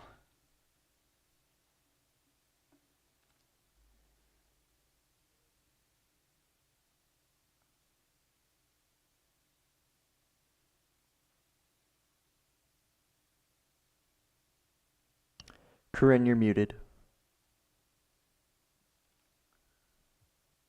Can you hear me now? Yes. Thank you. I'm very concerned about, Corinne Powell, cultivator, been in the program since 2016. I am very concerned about everybody in the equity grant program. That unfortunately does not apply to me. I am hoping to apply for the local jurisdiction grant, but so many issues are unresolved that I see that being a quagmire of time and effort. But I want the committee here today to understand that some of the explanations from the director are blatantly untrue. And I would like to address particularly what went on last year with my renewal in January and February of 2022, when almost anything pertaining to cannabis and my property was required by the department, including multiple times of requesting new information on a site plan. The explanation at that point was, we need all this information again because our files have to be in a certain order in allowing the department to prepare and evaluate Appendix G and other CEQA issues. Okay, that made sense. Everything was submitted again, and my Appendix G was rejected for ridiculous, minuscule, and minutia corrections. And then the department stopped reviewing Appendix Gs. We roll around to January and February 2023, and all of the same materials were required to be submitted again, even though what's stated on the website and what Director Nevedal told me to also do in terms of how to submit a renewal application were changed to some undescribed and unposted new system with a quote SharePoint upload portal of some kind. We're not quite getting all the straight information as to why the county department has not moved forward. There are excuses being offered that I personally know are untrue. This year's explanation for all the resubmittals, be careful, don't page number them, was because they needed that information so they could access it to Acela. Okay, this is inexcusable, and I want this committee to understand that stakeholders, Hannah Nelson, MCA, we have all dug deep into the facts. I want this committee to take our research and our statement seriously, and probably have to dig a little deeper yourselves for accuracy. Thank you very much for the opportunity to speak. Thank you. Okay, so I think everyone's spoken already. We have some people who want to speak again. Oh, okay. And just before you speak. Sure. That for the people who want to speak again, you know, we're almost 45 minutes over time for that item. And so for us to get through the agenda today, we're going to have to really be brief. Not you, because it's the first time. I'll take all the time I need. Just kidding. Chantal Simon Pietri, just trying to bring some levity with Mainspring Consulting here out of Ukiah. Thanks. Okay. I'm going to go through, my comments are going to go through order in this report, and then I'll probably loop back around. So starting with the, I'm not going to make any comments on the LEAP program. I guess I'll make one regarding the radius issue. I support what Hannah shared regarding looking back at the, like the underlying purpose behind drawing and determining how to draw the circles and based upon which type of raids. Qualifying for equity eligibility has a large ripple effect into later qualifying for priority processing for the LJAGP, as well as once you're equity eligible, it then determines the DCC renewal to provisional, whether or not you're allowed to renew a provisional after this July 1st date. And so the determination as to whether or not what can qualify to show that you're impacted by the war on drugs, I recommend, again, that we look at it being expanded beyond just camp raids, and that camp, again, is a colloquial term. And I asked this in the last MCD meeting, the weeklies that are done through Zoom, that the GoBiz definition of direct versus indirect, and actually the internal communication between the cannabis department and GoBiz be made public. And the comment that was made during that meeting was by William Riley that he grew up in Redwood Valley and that he never saw a helicopter come out of the air, and therefore the radius being only bound to camp was sufficient. And I just, again, I mentioned this in another meeting, have found the department's appraisal of equity eligibility to be insensitive and too narrow. And I think it's a disservice to the community because of the ripple effect that happens by qualifying for equity eligibility. It has an effect on your priority processing, your qualifications for a second grant. It also is a priority processing for the DFW grants if you show that you're equity eligible. And again, impacts whether or not you can renew your provisional after July 1, 23. That was my non-comment about the LEAP program and about camp. So going into LJAGP, I've commented on this multiple times in front of the board, in front of the GGC, and also during the weekly meetings. And I come back to that this program has been rolled out too quickly, incomplete, with insufficient materials, lack of guidance, no scoring criteria. I think it's actually embarrassing for the county to roll out a program like this. I'm glad that it's happening, and I do want it to be successful, but I don't think the cannabis department has set it up to be successful. And at this point, that it's already open, has been open for a week, and there still is not the key document of the budget Excel tab. As a grant writer, the first document I go to prepare an application is the budget document that the grantor provides to an applicant in order to prepare their budget. So without that key document having yet been released, and Ms. Nevedal saying she needs to develop the instructions for it, I respect that. I would ask that if we're going to allow a 30-day window from application period opening until application period closing, that 30-day window should not start until, one, all materials are released in a complete and final format, and two, those materials have been discussed in a public meeting. Neither of those two things have yet happened. Okay, could you please wrap it up? I sure will. Coming back into the whole table regarding application review, and I think I'll save my comment on deprioritization relative to tax relief to the later agenda item. I really appreciate, Ms. Mulherin, your comments regarding a communication plan and communication approach, and that there is a dramatic gap in communication and understanding among applicants and permittees as far as what is going on with their materials that have been provided, and long periods of time when there's no response. And so the director's response that more could be shared, basically these tables could be shared via Cannanotes, I find to be insufficient. Cannanotes is ineffective in reading all applicants and permittees. I think it's a really simple responsibility of the county to have a list of contact information and use it, rather than it being an opt-in on the part of the applicant and permittee, but that the permitting agency is then reaching out to those that are within their program to say, this is where your process is. Okay. I'll stop there. Thanks. Thank you. Right.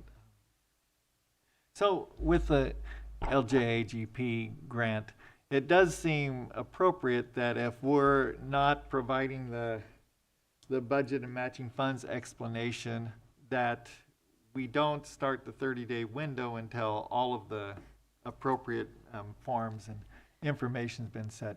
That's fine. I mean, if it is the will of the board to not open up application submittals until later this week and then push it out 30 days, that's an easy fix. But I do want to remind the public and the standing committee that these materials were discussed in General Government Committee. We talked about the guidance document, which will be in front of the board tomorrow. We talked about the application forms. And so the application forms and the guidance document haven't really changed. We filled in the blanks in the guidance document and made adjustments to reference the, we eliminated the need for both a budget and an in-kind matching funds. So, and I did see Ms. Chantal's note in cannabis grants that we have some additional edits to clear out that we missed, but the forms have not changed since they came before GGC. So there is one outstanding form, and it is the master budget.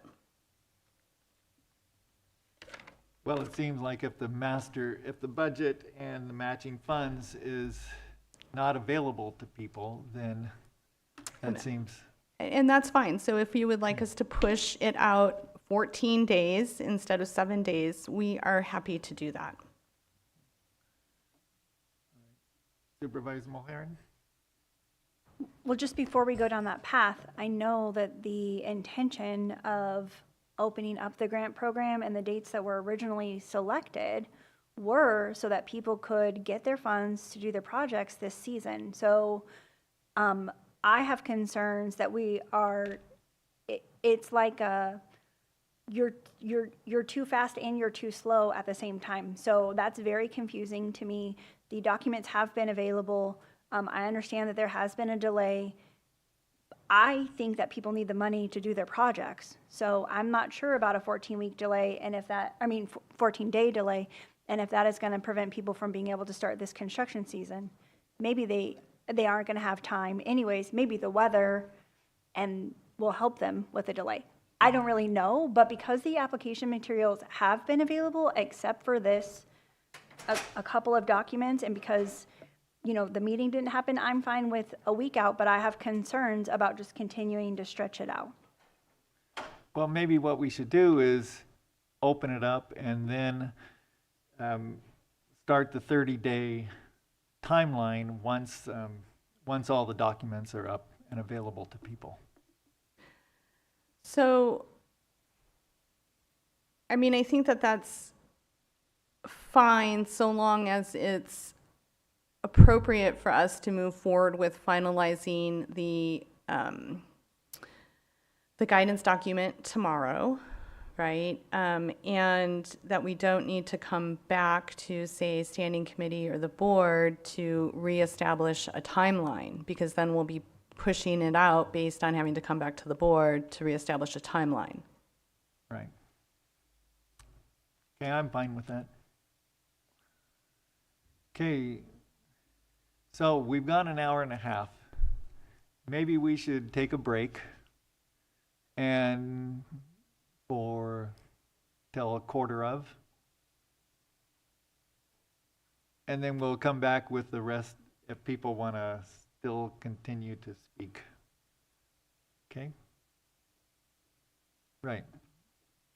Okay, so we're in adjournment or on break until 10:45.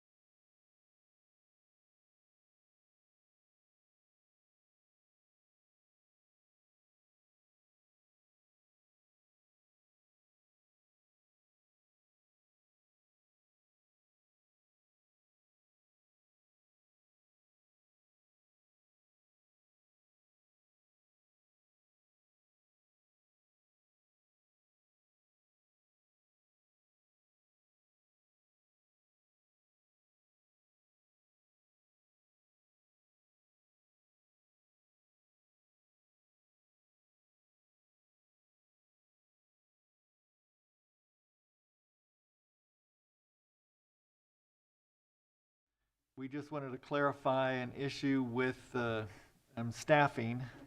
And so I'm going to turn it over to Director Nevedal to explain a little bit more about the positions. So apologize for the confusion. There's been a number of iterations of staffing and combinations of contract planners. Currently, we have 7 planners positions filled, which in order to get to 27 would be adding 20 contract planners. So there is some discrepancy there. At 16 plus 7, we would be at, what is that? Oh my gosh, 23. My apologies, 23.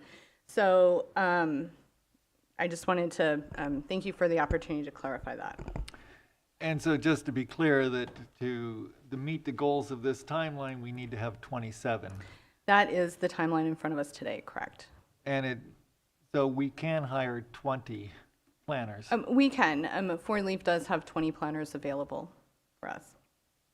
So to keep, I think it's critically important to keep with this timeline. So if we have to hire 20, then we have to do that at this point. Okay.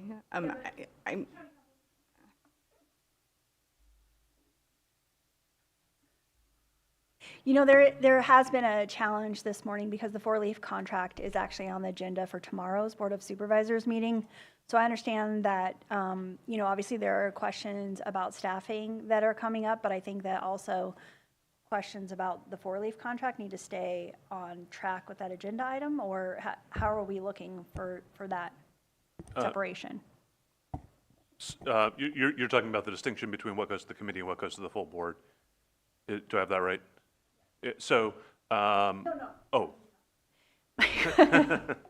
My question is about providing direction for the 4-leaf contract, which is on the agenda for tomorrow's Board of Supervisors meeting for the full board. I'm fine with it going to the full board. That's great. We'll talk about it tomorrow, is my opinion. Yeah, and I obviously, the full board has to vote on the contract.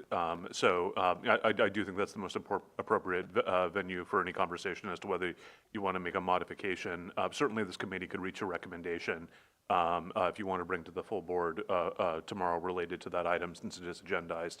You know, just generally in terms of our processes, there's been a little bit of confusion when it comes to standing committees, in particular this one.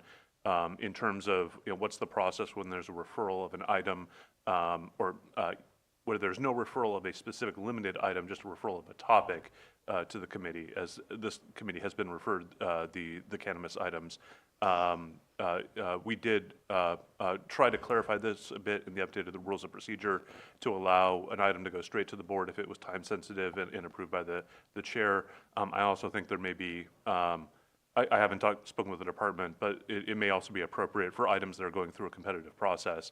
You know, it's really the pleasure of the board and the committee as to whether you would want those coming to the committee first versus just going straight back to the full board.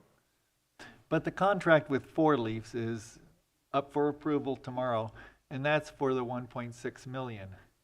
So that's one issue. We approve that, but how it's implemented is another question that probably this committee could deal with. Well, certainly you'd have ongoing sort of oversight function and could recommend further action or direction to the full board if appropriate. Well,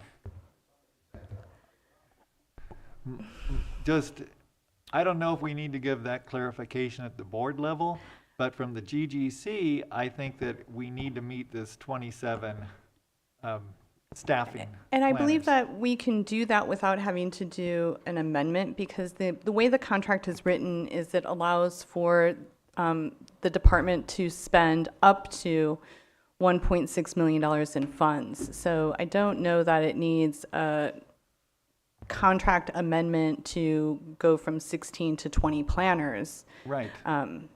So Right, we can just do it, and we just run through the money a little quicker. Okay? All right. yeah, there's no number of planning service contractors included in the 4-leaf contract. So I think if the guidance is to, you know, request 20 planners, which they have available to us, we will go ahead and utilize a full 20 planners from Four Leaf if the contract is approved tomorrow.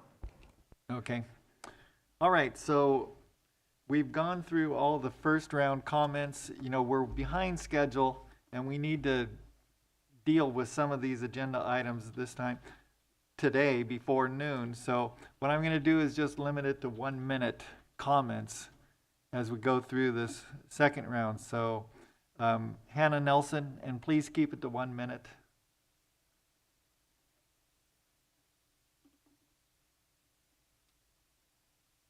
Thank you. I will keep it to 1 minute. With respect to the tension that Supervisor Mulharen indicated about pushing out the deadline and at the same time rolling out the grant, the issue if rolling deadlines would accommodate that, urge you to recommend that. In addition, I support Chantal's comments, particularly with regards to Mr. Riley's egregious comments. It's fortunate that he's no longer with the department. With respect to page 5 of the MCD report, I'm wondering if it's possible to break down the 25% of annuals that were deprioritized as to what they were deprioritized for and what kind of deprioritization. With respect to page 6 and the 17%, the 19%, and the 64% of annuals, I think the wording is just really confusing, and I'm wondering if there could be clarification as to whether or not there was a deprioritization other than for license or taxes. And that's all. That it just was confusing. Thank you. Okay, thank you. Monique Ramirez. Oh, Michael Katz.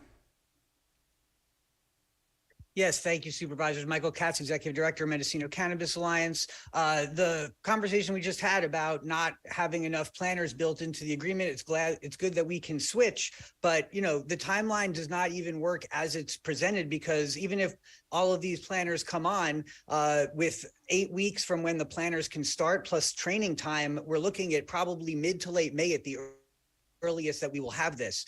So we request specifically that the GGC ask for timelines to be revised based on these realities, and that they also incorporate currently deprioritized operators in their estimates.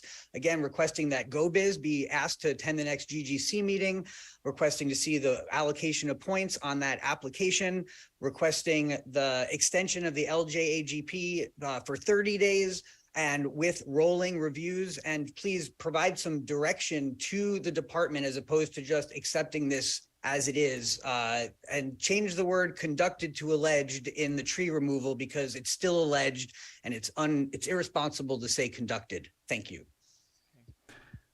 Adina Flores.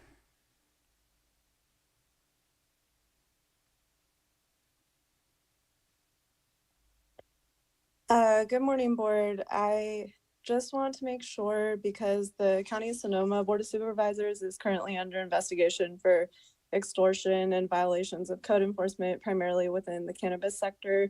Supervisor Gore of Sonoma County appointed his own brother-in-law, Jake McKee, to the Fish and Wildlife Commission to oversee cannabis enforcement.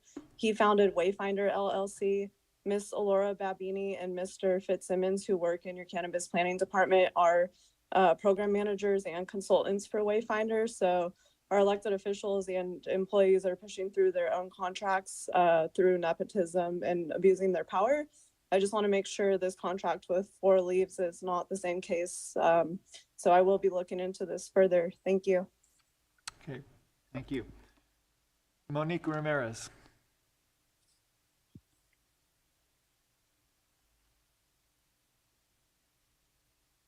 Hi, Monique Ramirez, District 3. I didn't feel like I got clarity about how we're going to move forward with the LEAP situation for people that have already been deemed eligible, but when the budget funding is not available for those people, like because we run out, like what's going to happen, because the requirements are going to change for round 4 or the next round of funding if the county gets it. So what's going to happen to all those people that are just sitting here waiting on idle mode? I don't feel like I got clarity about that, and I'd love to see if we could get that asked or answered by the director. and also about site inspections and if we can be expecting that as an annual thing moving forward, because I know a lot of people have had them in the past, and with all this software that we're going to be having, I don't know if it's necessary to necessarily have that every year, but maybe it is. So just if we could get clarity about that and the DA thing as well. Thank you. Okay. Is there any clarity on the equity? My understanding, the question is if you run out of money for people who've already been declared eligible, then, and the criteria changes, will they be eligible? Again, as stated earlier, we do not plan to retract already issued eligibility certifications. Okay. Okay. And then Charles Sargenti. Hi, John. Hi, Mo.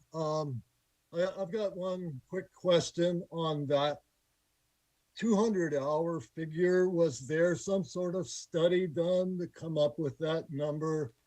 Or alternatively, were there some applications that were completed and they took 200 hours to complete? I'm just looking for a little clarity on how that number was arrived at. Thank you. Okay. Any clarity on that?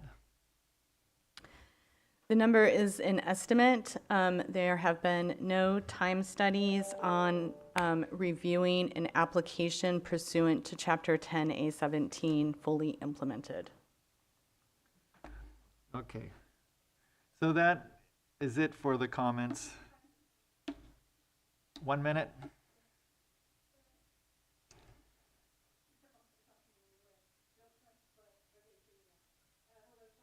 Pietri Mainspring Consulting, back up and at it. My comments are in two areas. Sorry about the paper rustling. The first one has to do with the colorful table on page 7, this one. It's the projection of reviewing timeline and prioritization. And my notes are scribbled all around it, but primarily one element of it is, in my experience working with Lake County, when they hired an outside contractor to assist their cannabis department with planning review, it was a total mess there and resulted in the local department having no idea what was going on within the contractor not getting clear direction from the department itself, and in the end, no progress made and a lot of money spent and lost by Lake County. And so I caution for the GGC and the Board of Supervisors to please closely supervise the 4-leaf contract, if that is what is approved and moved forward with, and to ensure that the direction given by the Cannabis Department to 4-leaf is clear and specific to attain what is necessary to attain, like establish what the goal is and go for that. And Okay. in this timeline, I also Chantel? am not clear how CEQA review fits into this, and this whole thing is designed to get people through CEQA. And I'd like to know what the plan B or C is if 4-leaf starts on March 1st, hypothetically, they've got their 11 planners waiting to just start on all of this. That I don't think is factual. What is the timeline really going to be? This is a projection, but the contract hasn't been signed yet. I still have more comments. It feels like this is the forum for us to bring up cannabis issues, and we're rushed. Well- It's not fair. Thank you. Yeah. I understand.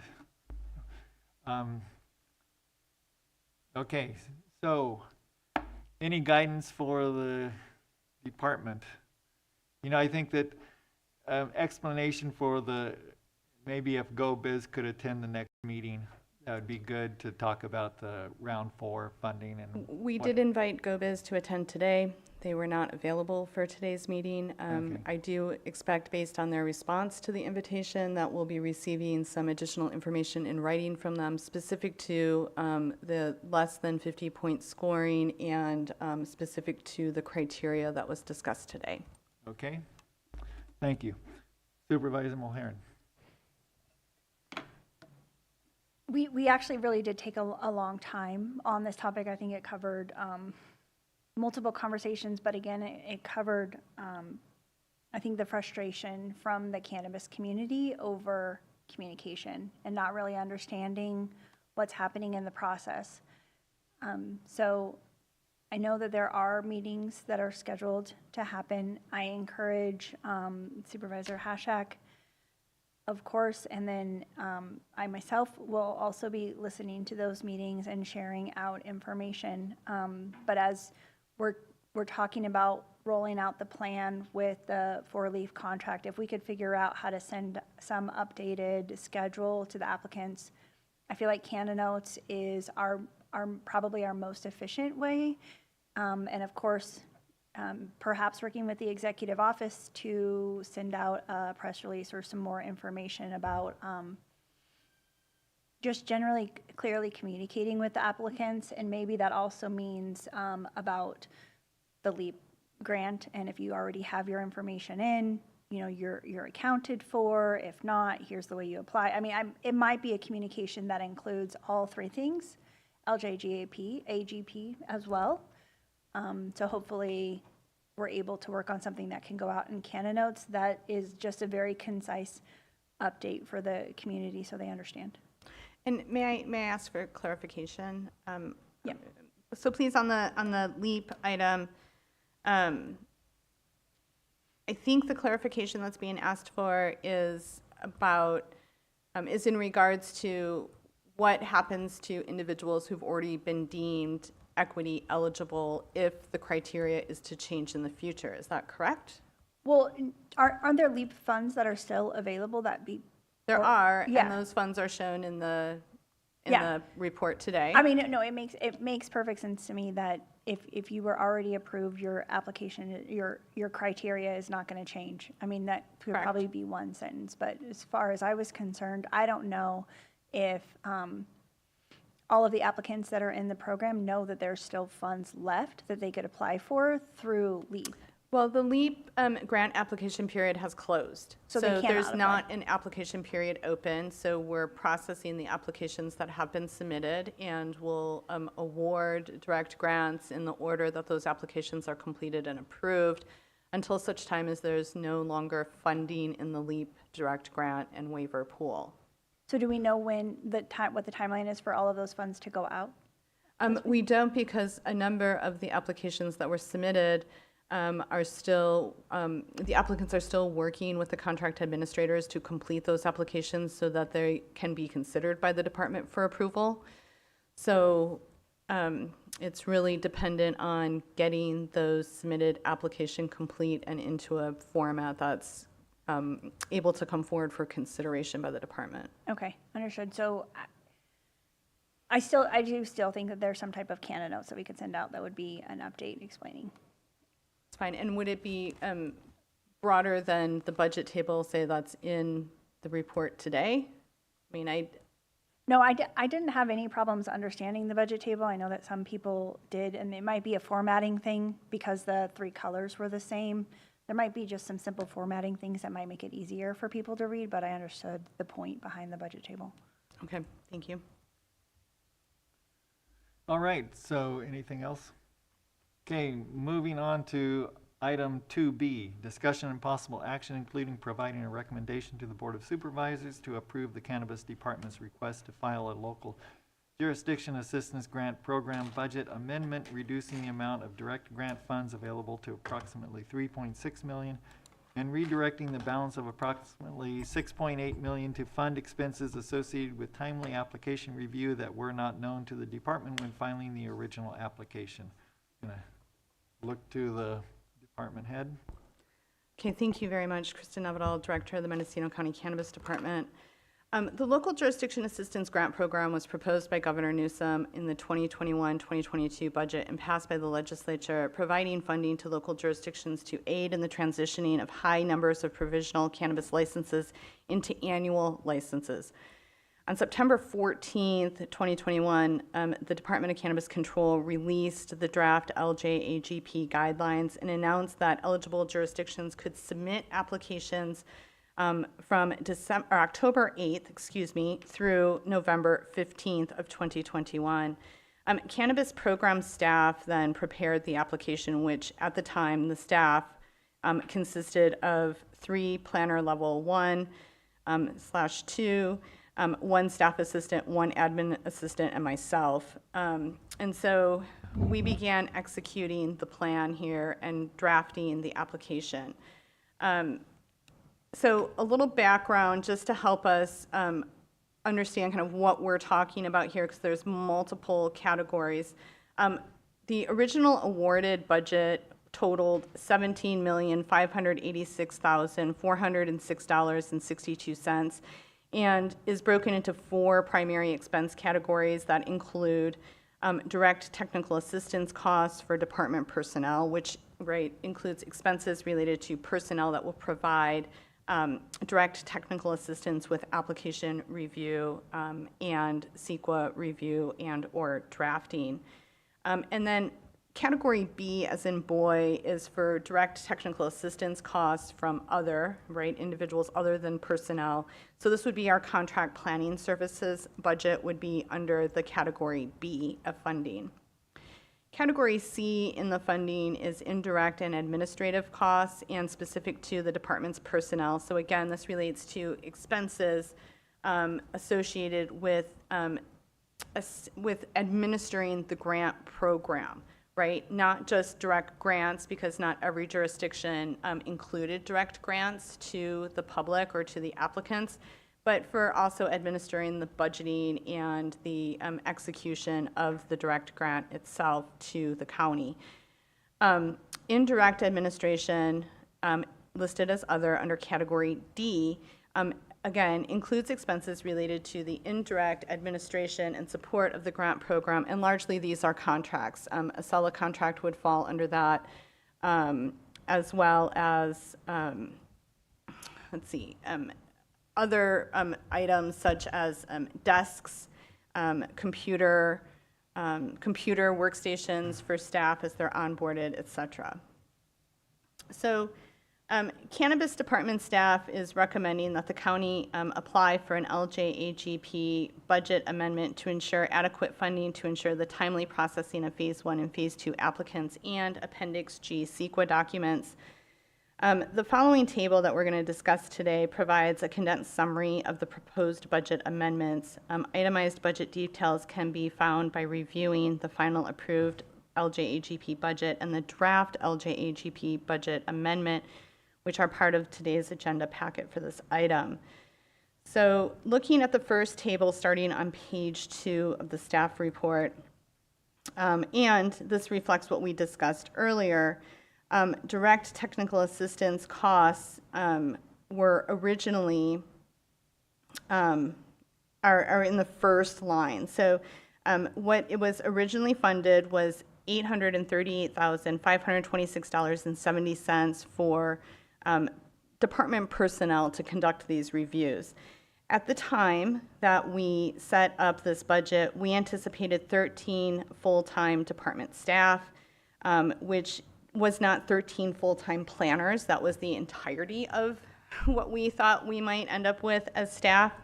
And we anticipated starting the review of applications significantly earlier, so during the 2021-2022 fiscal year.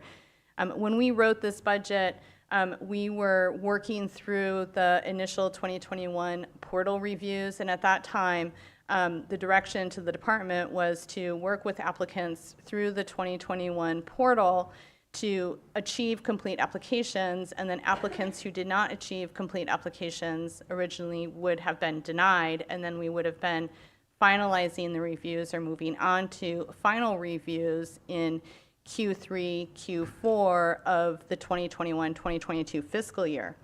However, that didn't happen as we were directed by the board to move into offering a corrections portal in 2022, and then we, have been pushed out again by doing an in good standing portal because it wasn't until June or July of this year when we were ready to start assigning in good standing applications that I was made aware of the fact that there was no document control on the corrections letters that had gone out, so we had no document. We had no way to find the documents that applicants had sent in during the corrections letter program. All of this pushes back our timeline to conduct reviews significantly. Additionally, there's zero cost recovery opportunity on the reviewing of Phase 1 and Phase 2 applications. Again, these applications came in 2017, 2018, and 2019. And at this point, the amount or the application fee that was submitted and paid by the applicant has long been spent. So what we're recommending as far as a budget amendment to Category A, direct technical assistant costs for personnel that will be engaged in the review of Phase 1 and Phase 2 applications and Appendix G materials, is to increase the budget significantly to $3,632,178.78. This does include, bringing our department staff up to the 22 allocations. There's 3 department staff that would not be working under 22 allocations, right? We're accounting for 19 full-time department staff in Section A's requested amendment because not 100% of our staff works on, right, the application reviews. So this is why you see 19 full-time department staff referenced here when our allocation table is for 22. The next item is originally the contract for contract planning services. We had originally hoped to conduct the work with 6 contract planners, that we would be bringing those contract planners on in the latter part of fiscal year 2021-2022. Again, this was assuming that we would be starting the reviews of applications in 2022 based on direction to conduct the portal reviews in 2021 and then deny applicants that didn't have complete materials and then move on to final reviews. So the timelines are vastly different here, and what we didn't know at the time of putting this budget together was the extensiveness of the reviews that needed to still be conducted. So when I started with the program in 2021, renewals were being conducted as an example, and it was basically I can't say a quick review, but it was a review of the application materials, and if the applicant had applied for building permits, even as long as their building permits were applied for, they were issued. They were issued and then asked to submit their sensitive species habitat review material and their AQMD material. So to date, until very recently, there had never been a review conducted of 10A17 applications that were fully compliant with 10A17, right? So we are realizing that this is going to take more time than what was in the original fee justifications that we received from Department of Ag. So what we're looking at here under item B, direct technical assistance costs for contract planning services, is a significant increase that would allow us to obtain 20 full-time contract planners and have them provide services as needed to the county through the end of fiscal year 23-24, which would take us through the end of June of 2024. These costs are also have been increased to reflect the actual cost of the planners plus a 3% increase that was provided to these contract planners on January 1st of this year. And that language is in tomorrow's contract that will be before the board, this increased assumption. So the budget amendment does include the cost of the increased cost of living payment that the contract planners received from 4-leaf planning services. Let's see here. Moving on to indirect administrative costs for personnel. We had originally planned 7 full-time department staff to work on the administration of this grant starting in fiscal year 2021 and running through the end of fiscal year 24-25. And that full-time staff with those timelines would have been just over $1.3 million. However, where we are today is we would like to dedicate 10 full-time department staff to overseeing and managing the direct grant and the administration of the LJAGP program as a whole. But since we are starting the budgetary process of drawing down funds later than originally intended, this dollar amount has been reduced. And then we're also seeking to request some reimbursement or some grant, or I'm sorry, we are asking for in the amendment to be allowed to utilize local jurisdiction assistance grant funding to cover some of the department's expenses in relationship to county council.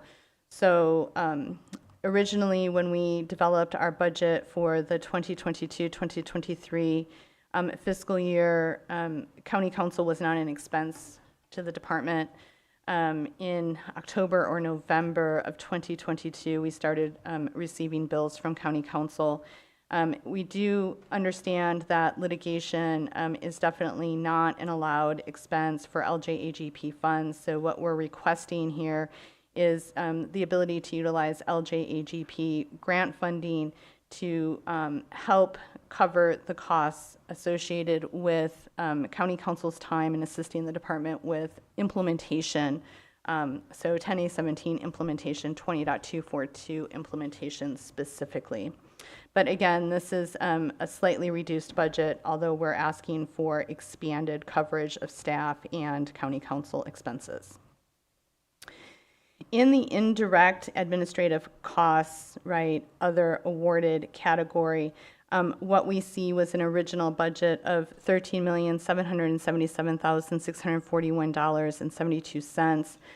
This included $10,473,468 in direct grant funding, and then a number of programs that are in these D codings, like D2 through D4, which references the line items in the indirect and administrative cost portion of the budget, were originally slated for Resource Innovation Institute's Power Score and Compliance Tool.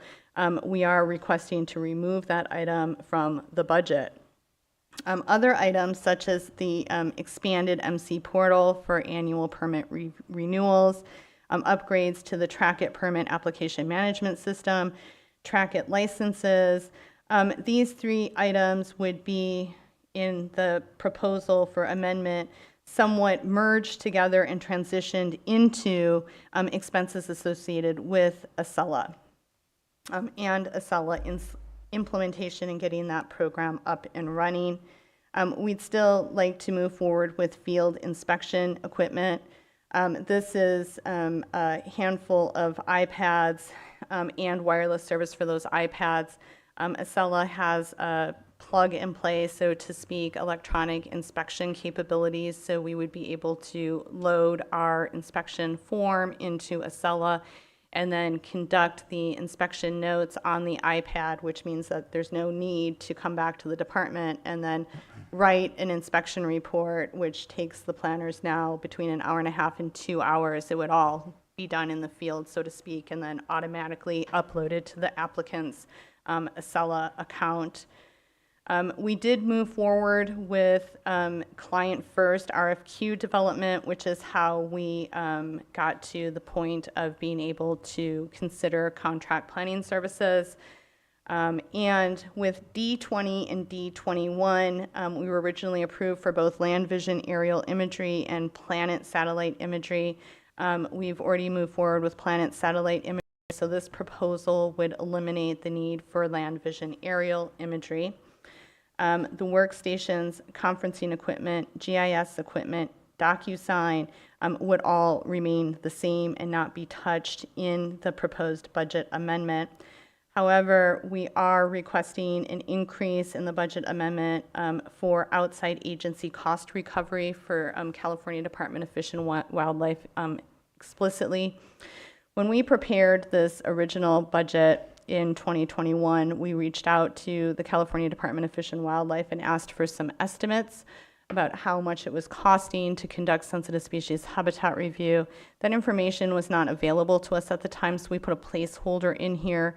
The increased amount for outside agency cost recovery, CDFW specifically, is the amount that's in the approved contract, right? So it's a small change, but we want to make sure that we have the money available to pay the contract that had been approved as soon as we receive invoicing for said contract.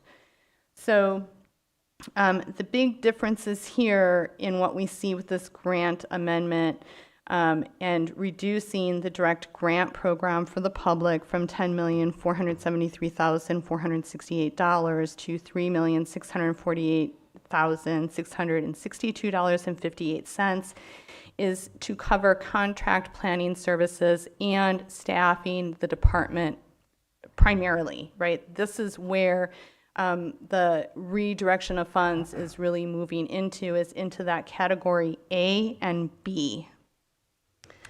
I have a question about, the site-specific document. And that was, there's been kind of a back and forth about who was going to prepare that document, whether it was going to be the cultivator or the department. And I thought that at one, not too recently, it was said that the department was going to do it.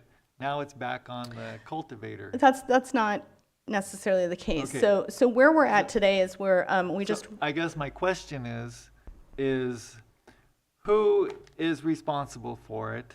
And it seemed like if the cultivator is responsible for it, the direct grant program was really to help them out in getting that done.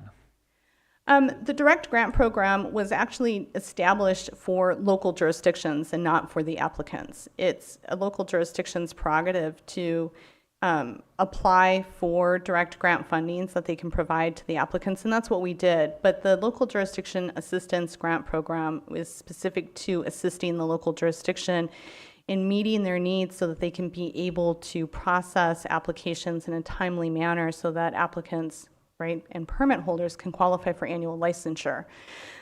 We still anticipate Appendix G development looking like two different things depending on who the applicant is, right, or the permit holder. So we have a number of applicants and permit holders that have already engaged consultants and spent money on consultants, right, to craft their Appendix Gs.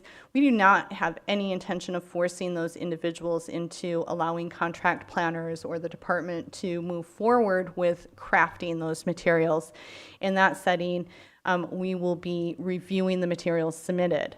However, we suspect that there are also a number of applicants that would like the department to craft the Appendix G material so they don't have to onboard consultants. So we are wrapping up a letter that we'll be sending out to applicants and permit holders that allow them to declare to the department how they plan to proceed with their Appendix G. We'll craft the ones that need to be crafted using in-house planners or our full-time planning staff and contract planners, and we'll review the ones that the applicants and permit holders have already crafted themselves. So is that part of the 200 hours? It is. So the 200 hours, again, are application review, site inspection, which is required in the ordinance. So the ordinance requires one site inspection annually for cultivation sites, 2 site inspections annually for nursery operations. So it includes the site inspections and the Appendix G completion, whether it's our review or our drafting. Okay, with the contract planners, that the contract before the board tomorrow is for the 1.6 million. Correct. And that is to provide 20 planners or 16 planners or whatever we need for the duration of however long that 1.6 million lasts. Correct.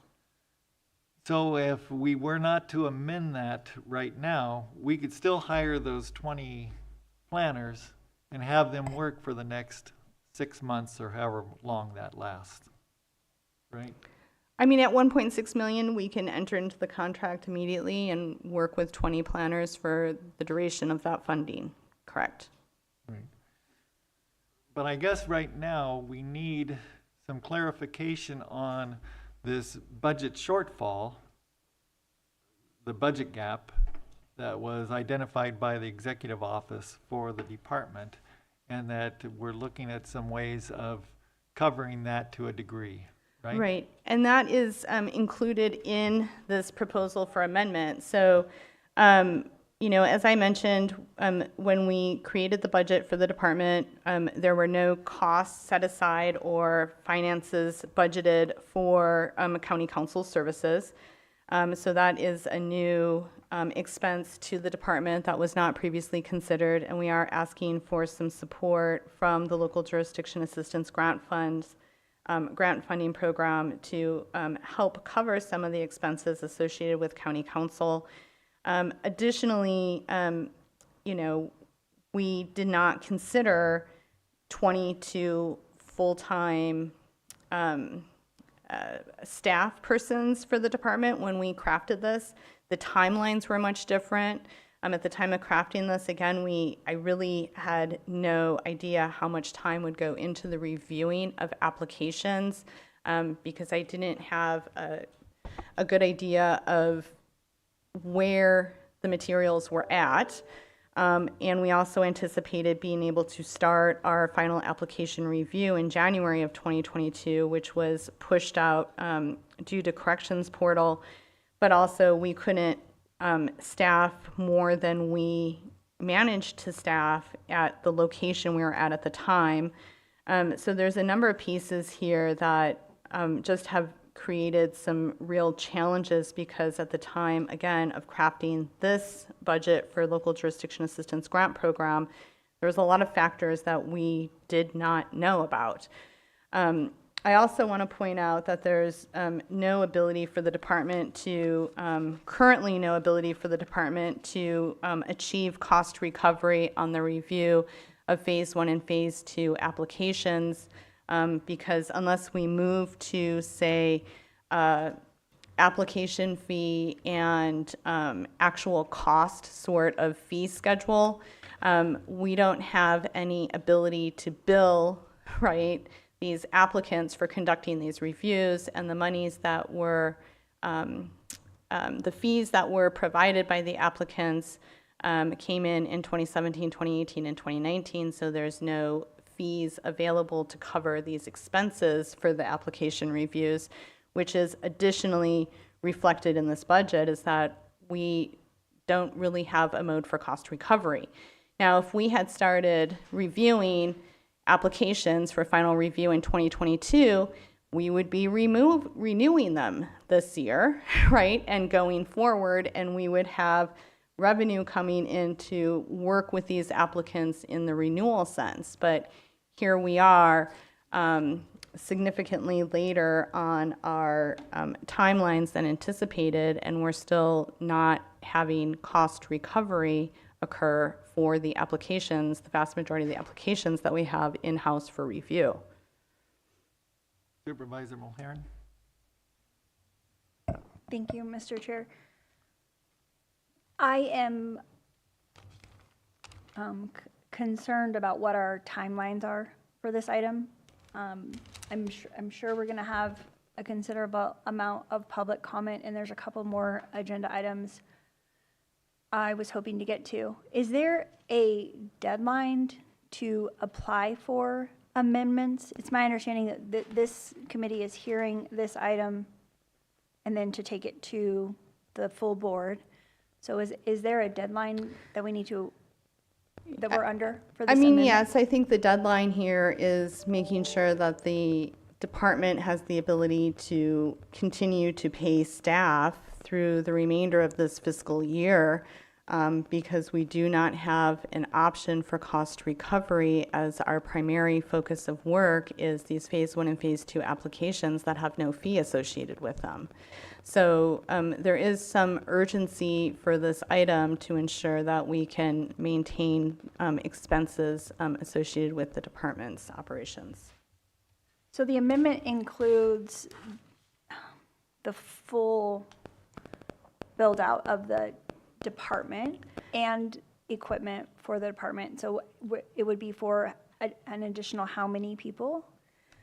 Well, it would be, we originally planned for 13 full-time staff, right? I mean, that was what we anticipated. We're moving to 22 full-time staff.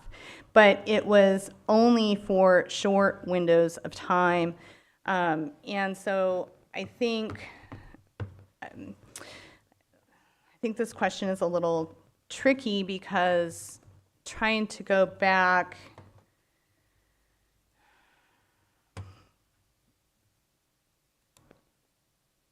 so right now, I think one of the things that we're struggling with, let me say it this way, is while we have,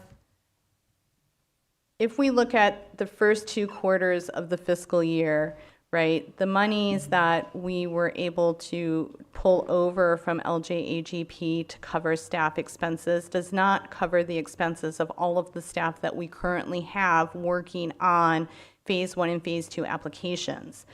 So asking for additional budget funding not only ensures that we have the funding available for 22 full-time staff persons, it ensures that we have the funding available to cover the expenses associated with the staff we currently have in conducting reviews that have no cost recovery associated with them.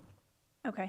And this budget amendment, though, also includes, is it additional staff or paying staff to manage the grants? It covers the staff we have, which is not currently covered without a budget amendment, and includes the assumption that we will be staffing up to 22. We did not increase any of the equipment budget, the desk budget at all. We think we have that covered. But right now, the amendment would help to cover the cost of our current staff in processing applications and additional staff should we get to 22.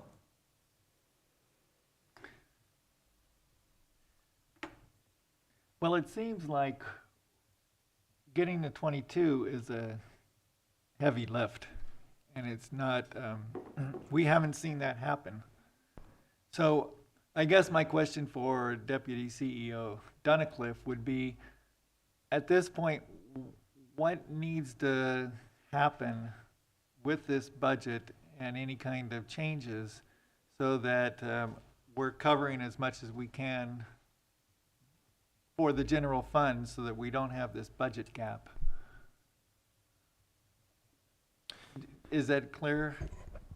I'm not aware, Deputy CEO Dunnicliff, I'm not aware that we have a breakout at this time that shows us specifically what's needed for this year versus what is going to be extremely helpful for next year. I see the director nodding. So I believe that at this point, the need for this year has been rolled into what we need for next year.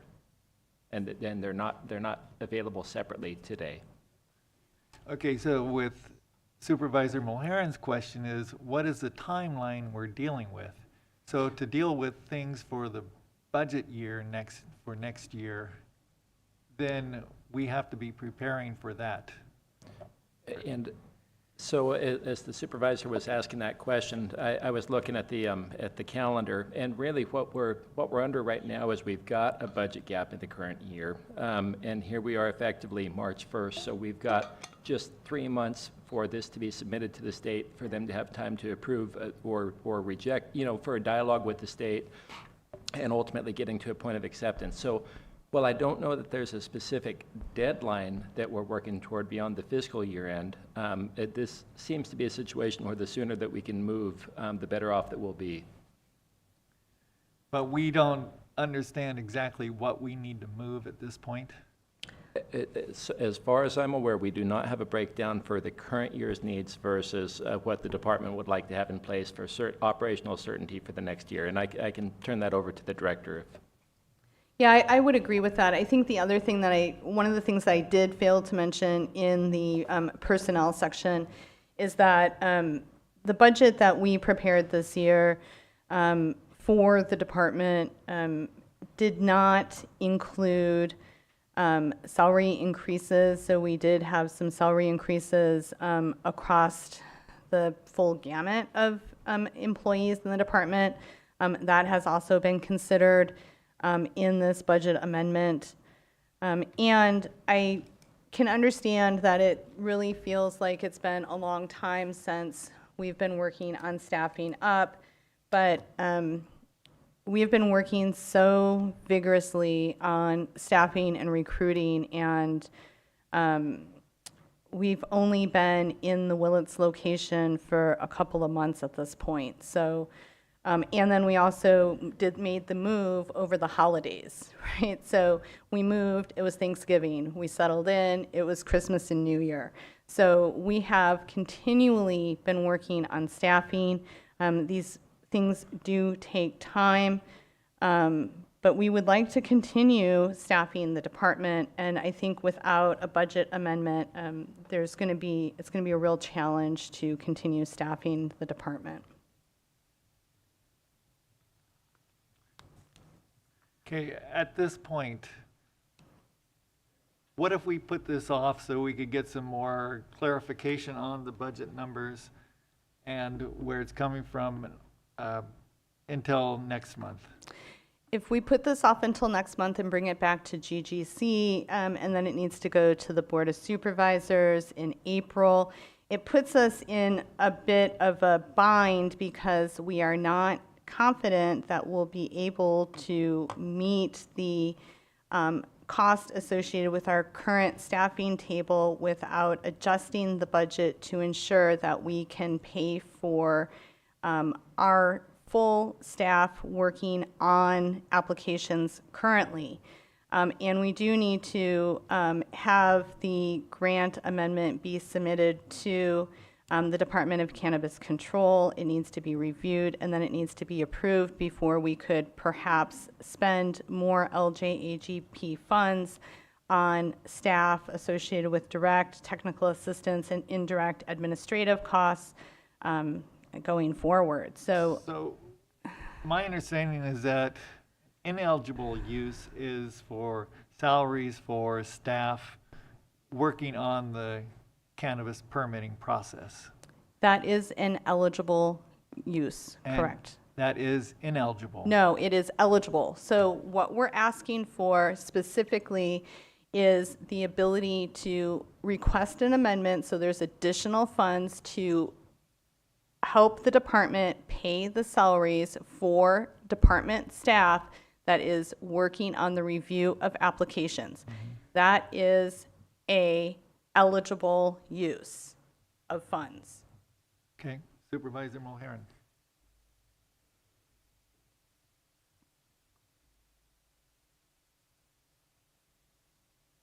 I really want to be able to get to a point where we have enough staff room to quickly process the applications. And I understand that without a track record of quickly processing applications, this is a shocking conversation, especially when it has been known or announced that there would be $10 million in funds for direct grants. And, you know, if you break down the needs for what applicants need, it could be $12,000, it could be hundreds of thousands of dollars. So I would like to see, first of all, the 4-leaf contract approved, and to see both the consultant and our staff really get through some applications. I would like to see what kind of grant asks come in, because we don't even know what to expect at this point of how many people are going to be seeking these grants. So I am concerned about also, given the current climate and conversations around Mendocino County and the state, of asking the state to do a budget amendment without finding out if there are other opportunities for assistance from the state beyond these dollars so that we could potentially keep the direct grant program funding available for our applicants. And we haven't gotten to the legislative platform item, but there are a couple of things that the state could potentially help us with. And part of that looks like, in my opinion, extending the timeline, but also helping us find funds for specifically the environmental part of the permitting and or licensing process. But we haven't had those conversations with the state yet. And so I'm just concerned. I understand the need and the urgency, but I'm also concerned that there might be an ability to find a different resource rather than make this amendment now. Well, if I may, we did send the LJAGP direct grant and waiver manual to the state for review. Their primary comment that came back was to remember that the projects that we award through direct grant funds have to be specific to meeting CEQA compliance. Based on the questions that have come in that we haven't responded to, but I've been reading through the questions that have come in through the Q&A open period, I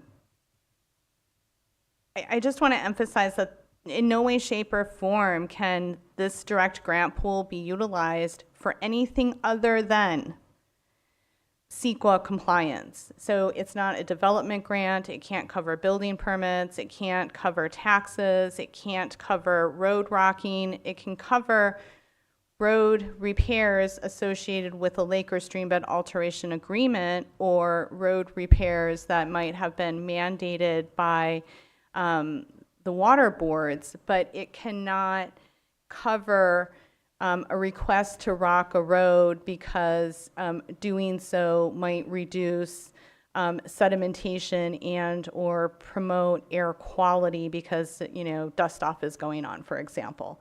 It really, this is a narrow scoped grant. It has to be specific to meeting CEQA requirements. So this program, right, the ministerial program that's Chapter 10A17, we don't have the opportunity to work with applicants on mitigation measures. So again, the scope is pretty limited to projects that are required by the environmental agencies, which is why we've asked for, especially in some of the sections, the lake or streambed alteration agreement that might be associated with the request for culverts, the lake or streambed alteration agreement that might identify a surface water source and a forbearance period and the amount of water that one may be allowed to forbear. So this really is a very narrow scoped grant to begin with from the state. So I'm a little concerned that reviewing these grant applications, there may be disappointment amongst the public if we are denying projects because we can't and we don't see a direct link to CEQA compliance needs, right? Because it is very limited. Right. Okay. We have about 15 minutes left. And we've got some public comments. So Supervisor Mulhern, did you have something? I guess I'm feeling the same concerns that you're feeling about this. So with that said, let's open it up to public comment. Red Valley, I apologize in advance for hurting feelings on this comment. This is an example of a failure of management of the cannabis department. This stuff should have been anticipated before. Mr. Ward? Yeah. Let's just be Okay, civil you got in it. your comments. Thank you. 60%, 66% to administration at 34% for the applicants. That's a bad ratio. Satellite imagery really doesn't have anything to do with CEQA. Planning and Building Department processes over 3,000 ministerial and discretionary permits per year with less than half the staff that MCD wants. The culvert replacement for LSA. Could be $25,000 to $50,000. I got a client that's got to replace 4. That's $100,000. You have 32 applicants. We've got to replace 4 culverts. You've ate up the $3.6 million. The director should have anticipated this long ago. Part of the problem, needing these many people to review applications, is the approach to a ministerial permit. Overly subjective review takes time. Box checking and making sure that they have the appropriate materials that follow 10A17 and a ministerial review process doesn't take as much time as the overly subjective review that the applicants are having to go through. Something needs to change. Thank you. Thank you. Next.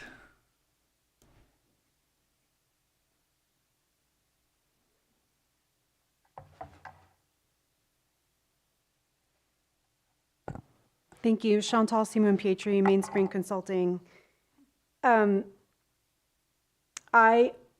highly support the direction that the Board of Supervisors that you're going with this, which is to not approve, not move this forward, and wait and see what happens with 4-leaf once they're up and going, supposedly starting on Wednesday.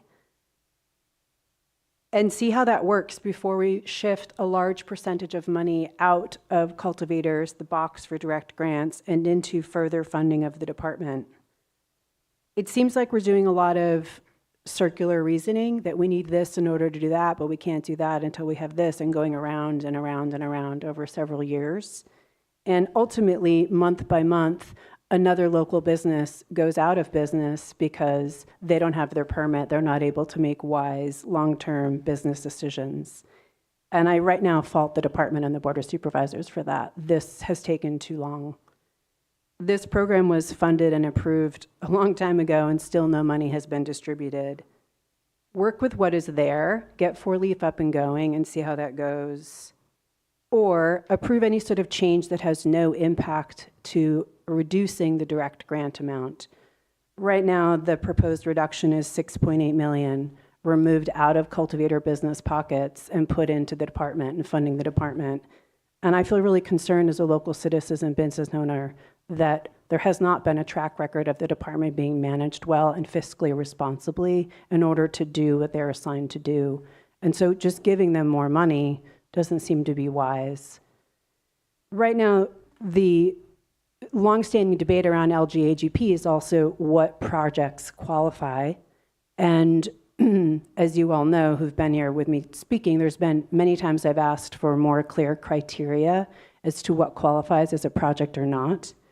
As of now, the program application period is already open, but we still don't have an answer document where people are able to ask through this limited form as it is and get back specific responses, not to their questions, but just in a generic document that is going to be up to the department synthesizing all comments submitted into some generic response.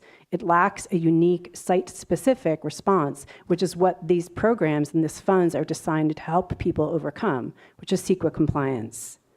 By reducing it by $6.8 million, if you assume that every applicant takes up to $100,000, I understand there's assumptions in that, that reduces the number down to only 36 LJAGP fully approved budgets. I alone am working on 12 right now. 12.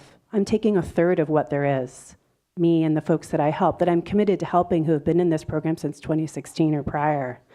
That we're even talking about this is just extremely egregious and fiscally irresponsible. I come back to like what will qualify and not qualify. And Director Nevedal, you cited directly from my email to you submitted on Friday. Once again, we have a program up and going without proper guidance documents issued in a timely manner, without the budget document needed to make it all fly. And you had a discussion prior about extending it by 30, but I'd like it to be made clear. I'd like the board for you to please ask Director Nevedal to be specific and clear as to what the extension is to this extending of the timeline to apply for LJAGP, because I think a lot gets lost in the question and response without there being a direction. Thanks. Okay, thank you. Next. Yeah.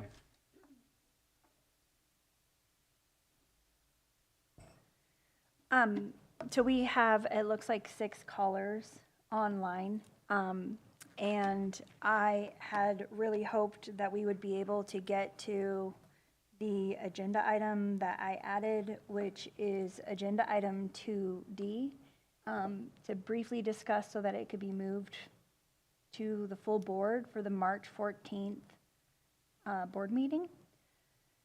So would just look to the clerk and see, I understand, and I have another meeting at 1, they have more meetings at 1:30, and our team needs to take their lunch break in between those meetings. So I am just checking in on time and checking out what our hard stop is for this meeting before we get to more comments, trying to figure out how we can streamline this conversation. Yeah, good point. Okay. This is Atlas Pearson, Senior Deputy Clerk of the Board. I believe it would have been at noon, so we would have time to go, come back, and then set up and prepare for the next meeting.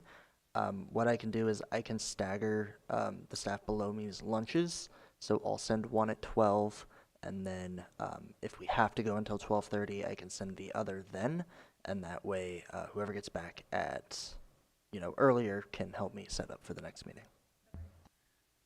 Okay.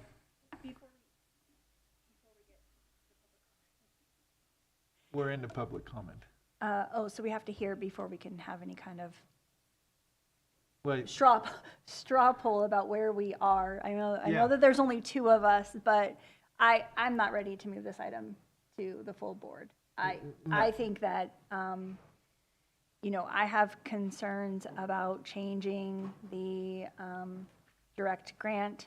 I have some concerns about the dollar amounts. I would like to see what 4-Leaf and our own team can do with processing permits before we go to the state. So that's, I guess, sort of my cards on the table to see how much public comment we take today instead of moving forward with the other items. right, and I'm not ready to move this forward either, except to the degree that we need some guidance for the, budget development for next year. And I'm waiting for shortfalls from this year. And so I'm just, if Deputy CEO Dunnicliff, can we postpone this or table this until next month? Are there critical issues that we need to decide right now? Do we need to amend anything in this budget so that budget development can go forward? So, Deputy CEO Dunnicliff, the last projection that I saw for the current fiscal year in the cannabis budget had a gap of about $500,000. And so perhaps Director Nevedal can speak to that. Again, what makes this difficult is just the unknown of the state's processing time to consider a request and potentially negotiate with us or discuss. So if this item is postponed a month, we may be okay, but we're losing a month and we're at the end of the fiscal year. Yeah, Supervisor Mulhern. Could we move the item to the next board meeting? We can say, that we weren't quite ready, but send it to the next board meeting, and then the full board can decide, along with us, obviously, because we'll be there as well, and we can have the conversation then? If I may, through the chair, yes, you have the ability to send this to the board without a recommendation. Is there time? That would be March 14th, maybe? Or the 28th? And if I may, I think one of the concerns here is the Acela contract. So that is part of this amendment, is transitioning away from the development of the MC portal and updates to track it, and transitioning that those approved funds into being able to pay for the Acela contract. So that is an additional timely item that needs to be hopefully approved by the state before the end of the year, or there's a shortfall associated with that contract perhaps. And do you have numbers for those? The Acela contract is around $356,000. And for the you would take that from the MC portal? Correct. So what we're proposing today, let's see, the Acela contract is $347,748.93.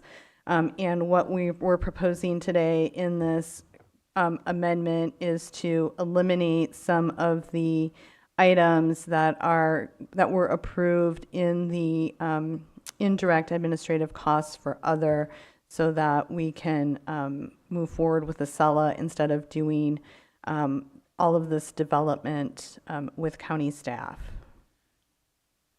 Well, you know, the Resource Innovation Institute, what was the cost of that? Because that's eliminated, and I think that wasn't necessary according to public viewpoint. So if we look at what's proposed, right, and we look at simply sections D, right, we're looking at reducing the costs there. So let me see here. I would have to pull up the original budget. Maybe, well, if this doesn't have to be done today, it should probably be taken with the Board of Supervisors. Is there a meeting time available for us in March to actually consider this with the Board of Supervisors?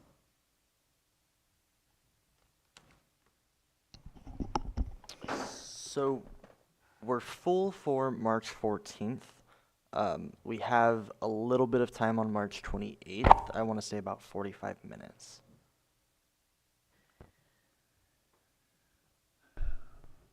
So that means it's unlikely to probably make it through the March board meeting, and that would put us into April.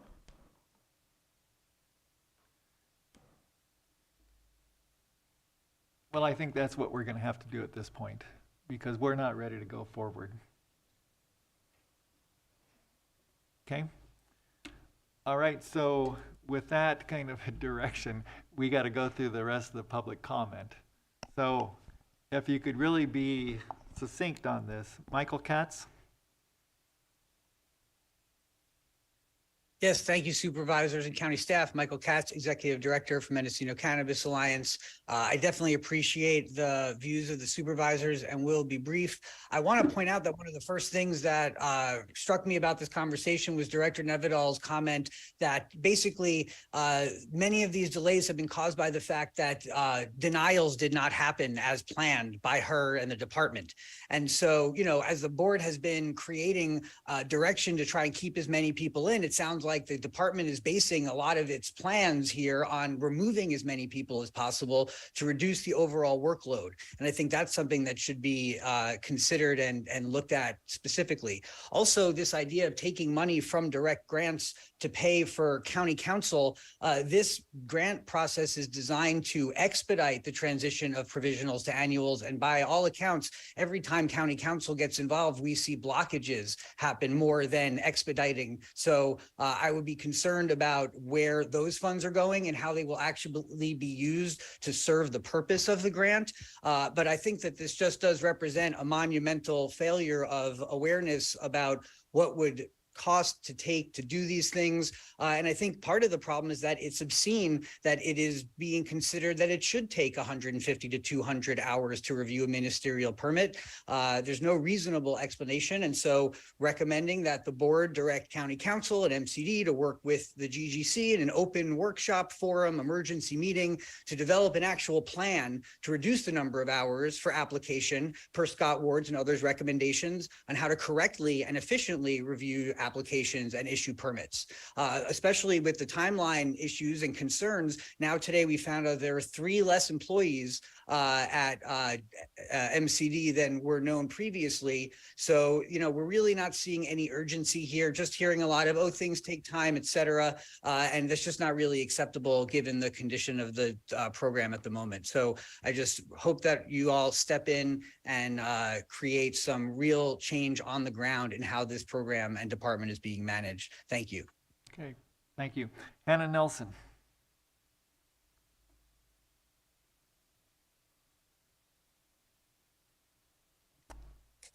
Thank you. First, I just want to point out that we're just informed that Humboldt County awarded $12 million in direct grants to its applicants. I support Michael Katz's and Chantal Simon Petrie's and Scott Ward's comments. The grant was never intended to cover ongoing department costs, and also no cost recovery for current applicants has been a feature since the very, very beginning. So that's not new information. In addition, none of this additional request for funding would cover any additional people who might be reprioritized. And there is the sequel whiplash, as Supervisor Hashtag mentioned. And then the question regarding CDFW cost recovery is whether or not this is for old work and whether it started prior to the grant window and therefore ineligible. That's all. Thank you. Okay, thank you. Tamara Kislak.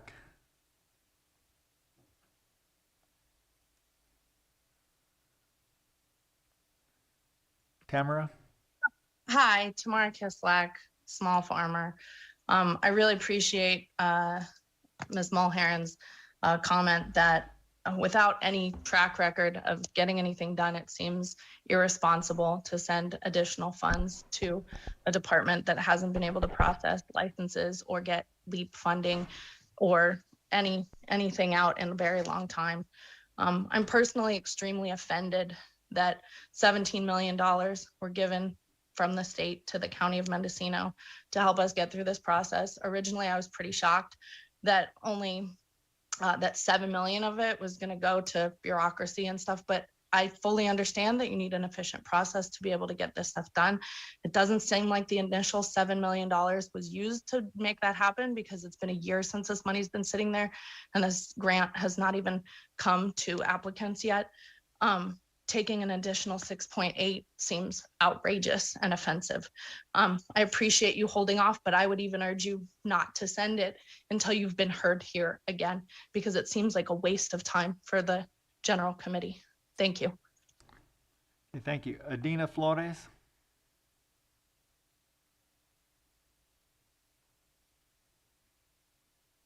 Good. Yes. Adina? Hi, can you hear me? Yes. Okay. Good afternoon. I do have some concerns with these direct grants, being that I've been doing a full external audit of primarily Sonoma and Mendocino County for the past 2 years. And as I mentioned before, Supervisor Gore of Sonoma County appointed his own brother-in-law, Jake McKee, to the Fish and Wildlife Commission to oversee cannabis enforcement. Mr. McKee founded Wayfinder LLC, which is a consulting firm for land usage and heavily focused within the cannabis sector. And his program manager, Miss Alora Babini, and Mr. Rob Fitzsimmons are your planners within the County of Mendocino's cannabis program. So it seems that a lot of people are being denied permits and/or grants because these folks are getting money for consulting and pushing through their own endeavors. And so this is not just within the realm of cannabis, it's actually very tied to Governor Newsom. Supervisor Gore of Sonoma County, he and Governor Newsom's wife founded a nonprofit together, and it's just concerning about where these grant funds are going. The undocumented monies, about 10 million were given there in direct grants, and I don't know any undocumented individuals that receive those monies. Same thing with renters assurance, same thing in every sector. So I just want to make sure this money isn't going back into the pocket of your employees and our elected officials. It seems that it is. I haven't had the time to dig into Mendocino County. I do have 7 open cases now with the Fair Political Practices Commission, so I'll be looking into this further. Thank you. Okay. Corinne Powell?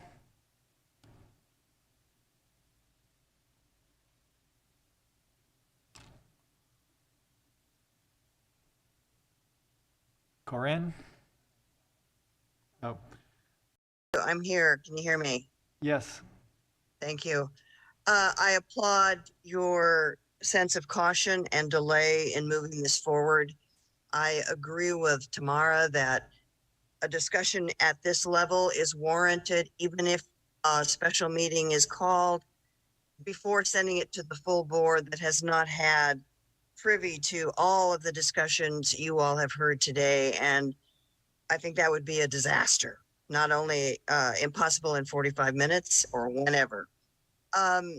I support the comments that you have already heard. And I want a commitment from this body that however these grant funds are expended and proceed, that there is a very regular accounting and confirmation of oversight done. Supervisor Mulherin, thank you for stating the obvious that there's no reason to continue funding a program that isn't working well. And ours is not working well. There are many, many inefficiencies that cannot be justified.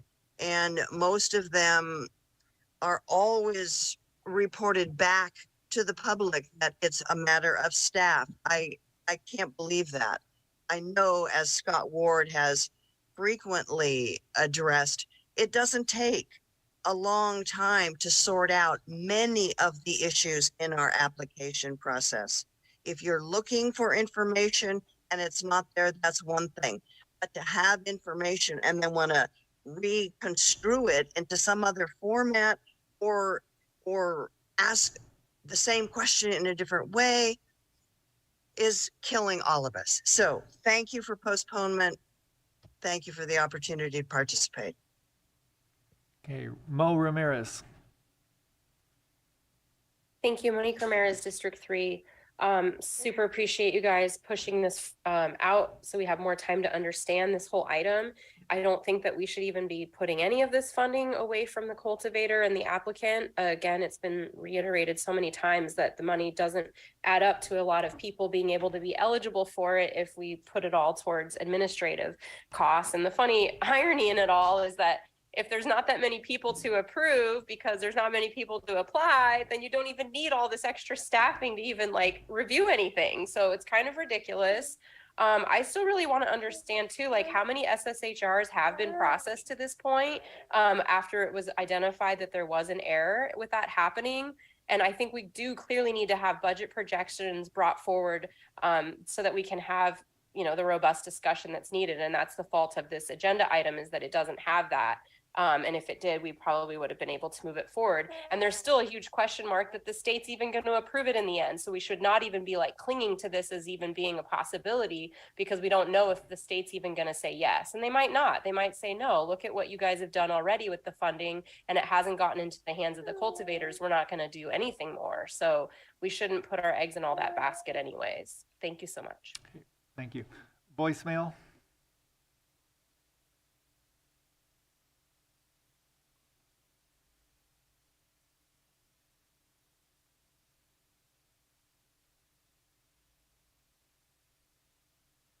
Hello, my name is Matt Humphrey.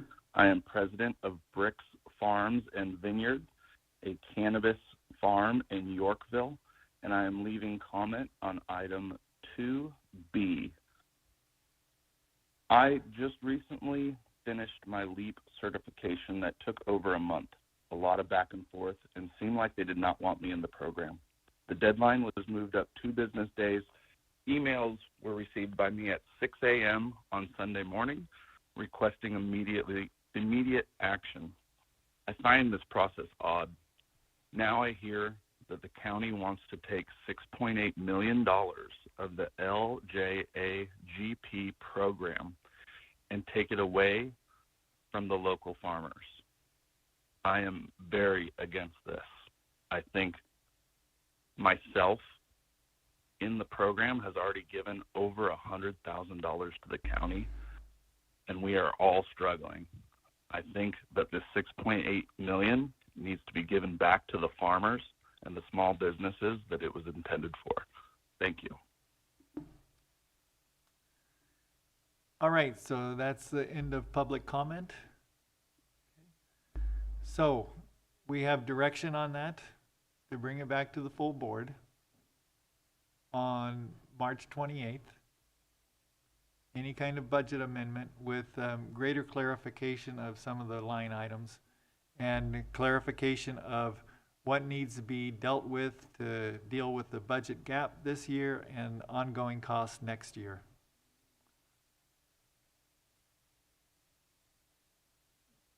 Are we in agreement on that? Yes. Okay. Can I make that into a motion?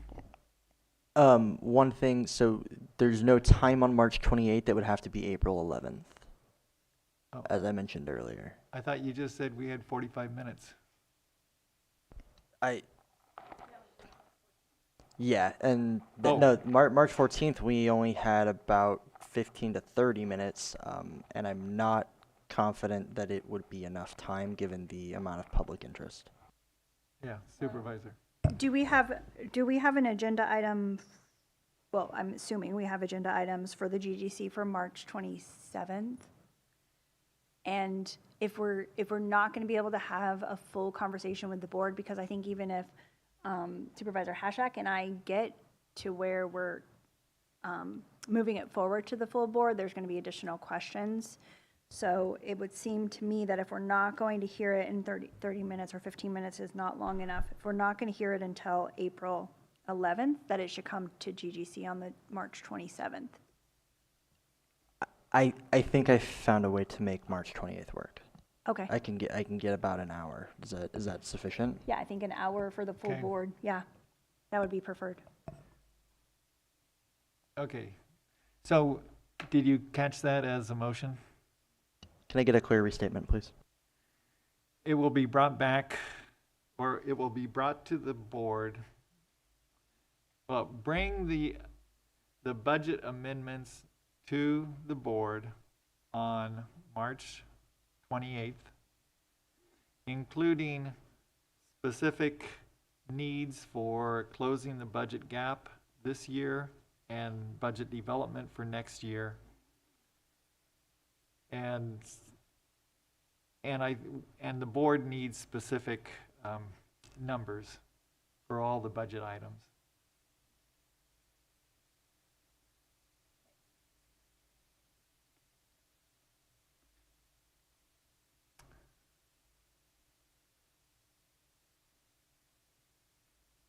Got that?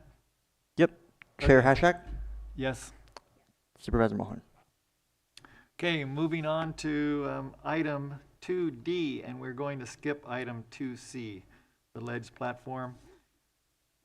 Okay, item 2D, discussion and possible action, including a recommendation to the board regarding applicant notification of a previously approved cannabis business tax reduction, establishment of a cannabis business tax penalty and interest amnesty program, and a prior year cannabis business tax plan. Supervisor Mulhern. Thank you, Mr. Chair. So I made an error in this agenda item, and I will go ahead and start with that. At the April 19th meeting, the board did not give direction to approve a 50% reduction in cannabis business tax. They did give direction to bring an item back that would detail what the budget reduction would look like. And additionally, cannabis business taxes are based on the calendar year, not the fiscal year. So given that 22-23 is nearly over, I am looking for support today from you, Supervisor, to work with staff to bring an item to the March 14th meeting that would include the budget amounts for 2023 and 2024 for a 50% reduction in business tax. Additionally, I am looking for support to bring an item to the full board for an amnesty program that would waive penalties and interest for back taxes for cultivators from 2019, 2020, 2021, and 2022, and to create a payment plan for prior year cannabis business tax.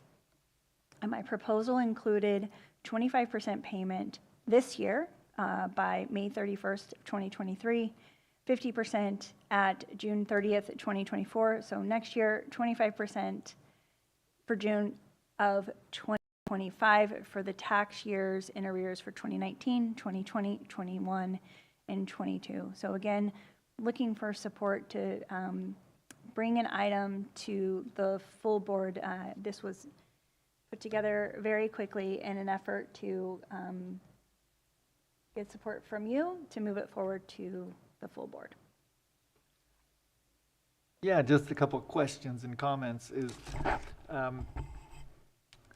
you know, I think that the board's goal has been to get people through the program, at least to the point where they can be determined whether they're eligible or not to move on to state annual. And with the deprioritization, like I said earlier, it was never meant to deny. It's just this process that you're laying out here would reduce taxes going forward when people in these hard-hit times. It would create a payment plan, and the payment plan would allow people to get back into being taxpayers, because right now my understanding is some people are just so overwhelmed from past taxes not being paid, and then they have to pay the penalties and interest, and that's increased burden that they're not able, so they've kind of just thrown up their hands and given up. And so this would allow them to kind of, if they still want to stay in the legal market, allow them to move forward and become prioritized again, have their permits processed, and be able to get back into the system of being taxpayers and legal cultivators. Well, and I think it's important to note what Director Nevedal mentioned earlier, that they are still in the program, they're just deprioritized. And I think that when you look at the expenses of what it costs to be in the state cannabis program and the local program, it is incredibly expensive, and especially in the current market, people are very behind on their ability to pay for their state licensing and their taxes. So yeah, this is just an effort to offer people an opportunity to reprioritize, stay in the program. The penalties and interest are a lot, so an amnesty program for that, I think, would help quite a few people, and then for them to be able to take some more time to catch up on their taxes in this current market would also be helpful. And yeah, so I'm just hoping that we're able to move forward with this.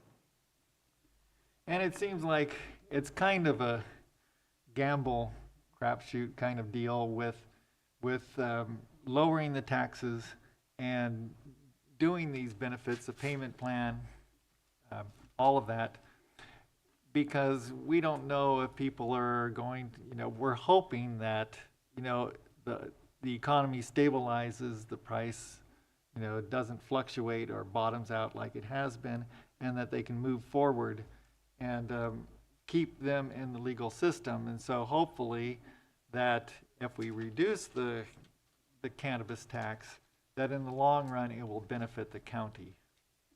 And Right. keeping these people in the system will benefit the county and our communities. And per the conversation the board had on April 19th, 22, this is a temporary 2-year reduction. It would make, per Supervisor Williams, it would make the County of Mendocino's business tax the lowest in the state.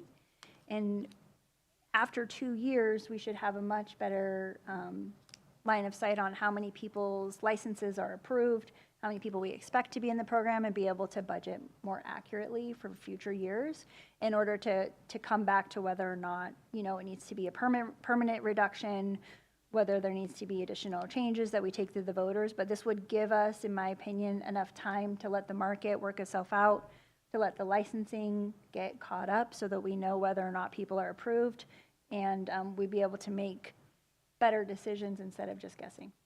Right. All right. I had a conversation with Auditor, Controller, Treasurer, Tax Collector Shamise Covison last week, and she had some concerns about implementation of this. I was wondering if she is on the line. Yes, she is. We'll bring her in. Okay, thank you. So can I comment on that as well? Yeah. As I mentioned, I did put this agenda item together very quickly. And so again, I do understand that the TTC office and the auditor's office have concerns about implementation, and being my understanding from county council that this is an opportunity for me to be able to work with them to hopefully flesh out some ideas before we come back to the full board on March 14th. Auditor, Controller, Treasurer, Tax Collector Covison.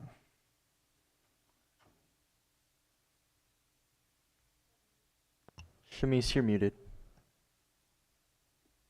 Thank you. Sorry. Good afternoon, Auditor, Controller, Treasurer, Tax Collector, Shamice Cubison. So we do have some concerns in the implementation. The current collection system is the business revenue module in the Aumentum property tax system, which, as I think many are aware, has been difficult in the implementation of the property tax side and is fairly limited on the cannabis collection side.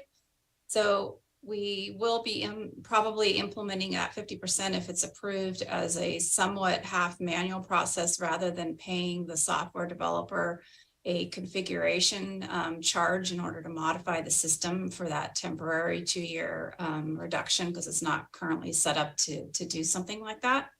It's also not set up to do payment plans for cannabis. The two sides of the program it's not simultaneously available in cannabis just because payment plans are available in the property tax side. So that is likely also to be a manual process. So there is concerns on the tax collector side about the ability to implement and what the impact is going to be to staff and the various priorities of that office, including, collection of secured taxes as well as the transient occupancy tax. So I do understand the desire to consider, some kind of relief. The tax collector's office and myself and staff do obviously support the amnesty for the penalty and interest, as that is pretty high, especially in many cases for the older accounts. It can be almost, it seems, 50%. So it is quite high for those back ones. And so I do believe it would assist in collecting that.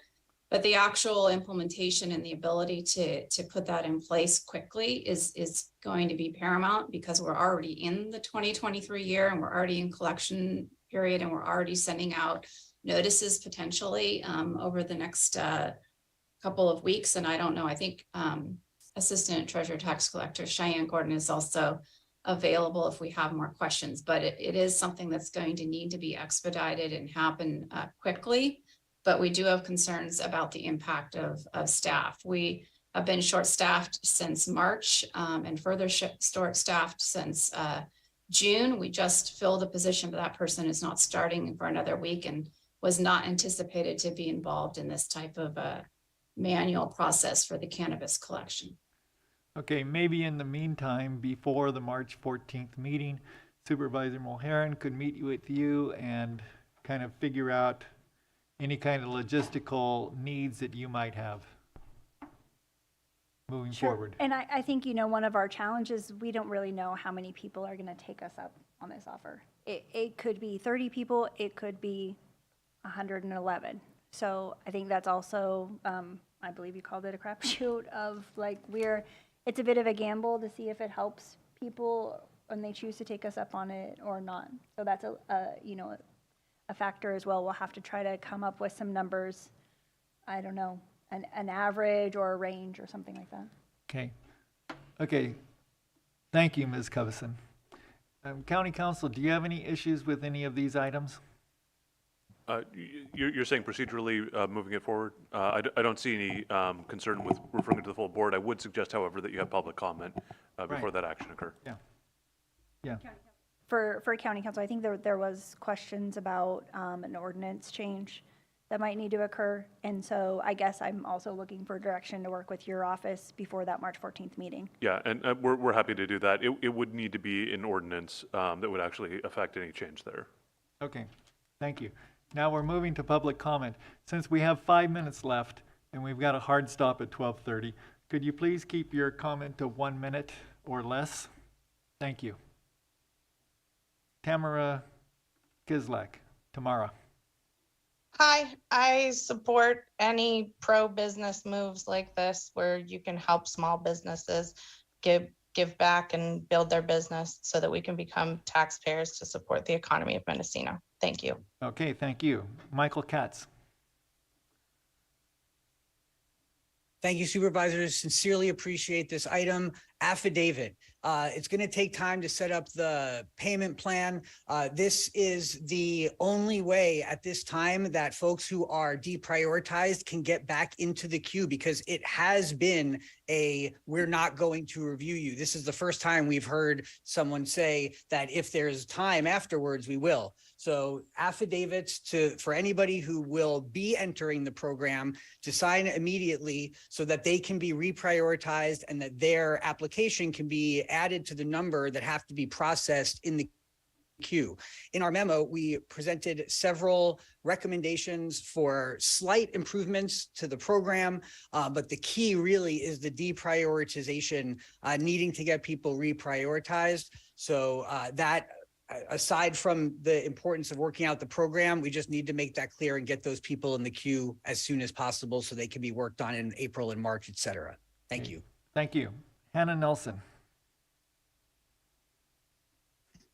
Yes, I support what Michael just said, and also would call for a meeting further with the treasurer tax collector to come up with additional ideas that will not be a strain on her department and staff.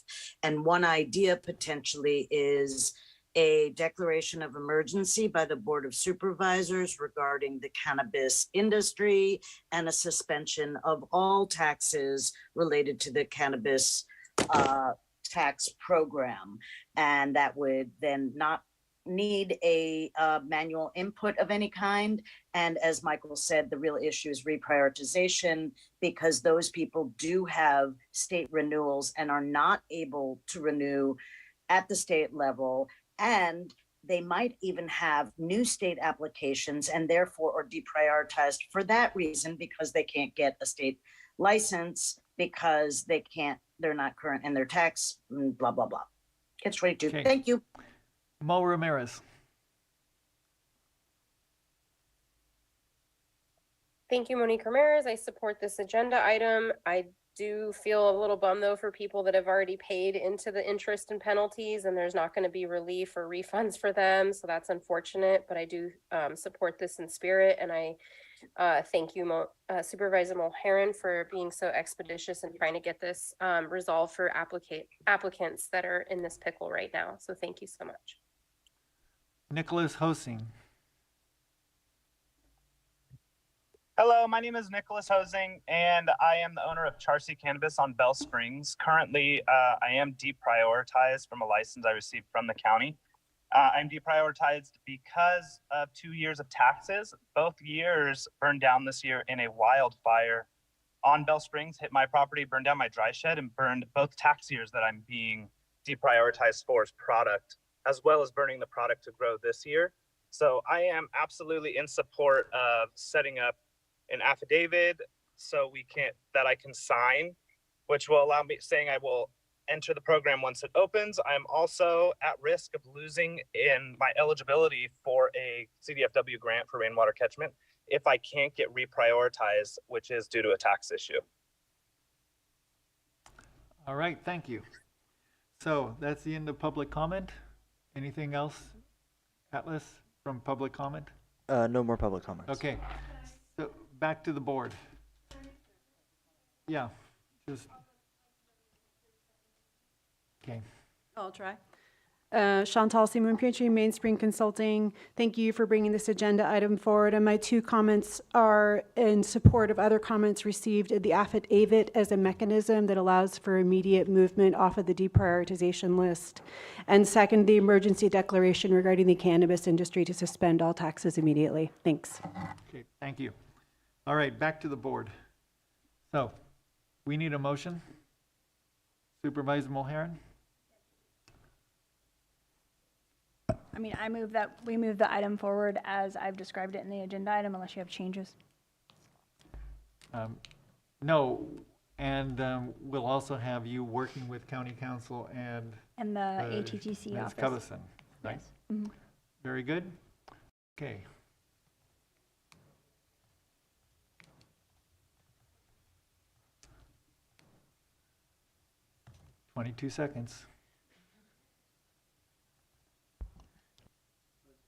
I just want to clarify, it is the recommended action as well as direction for Supervisor Mulhern to work with the auditor, controller, treasurer, tax collector, and county council.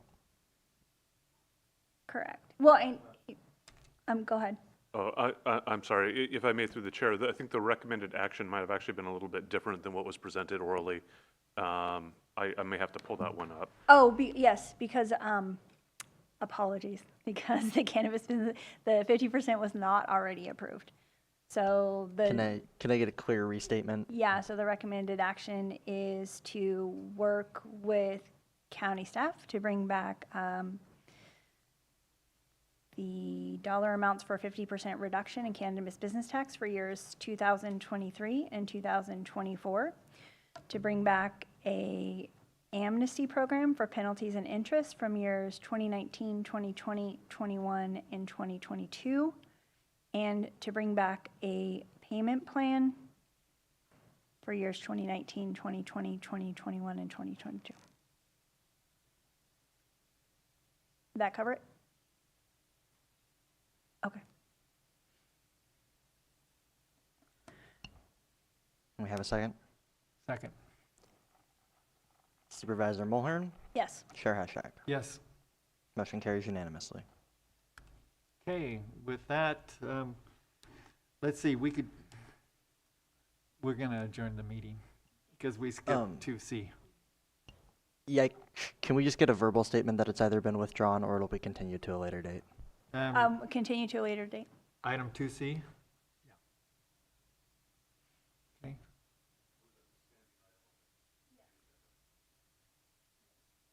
All right, and with that, we have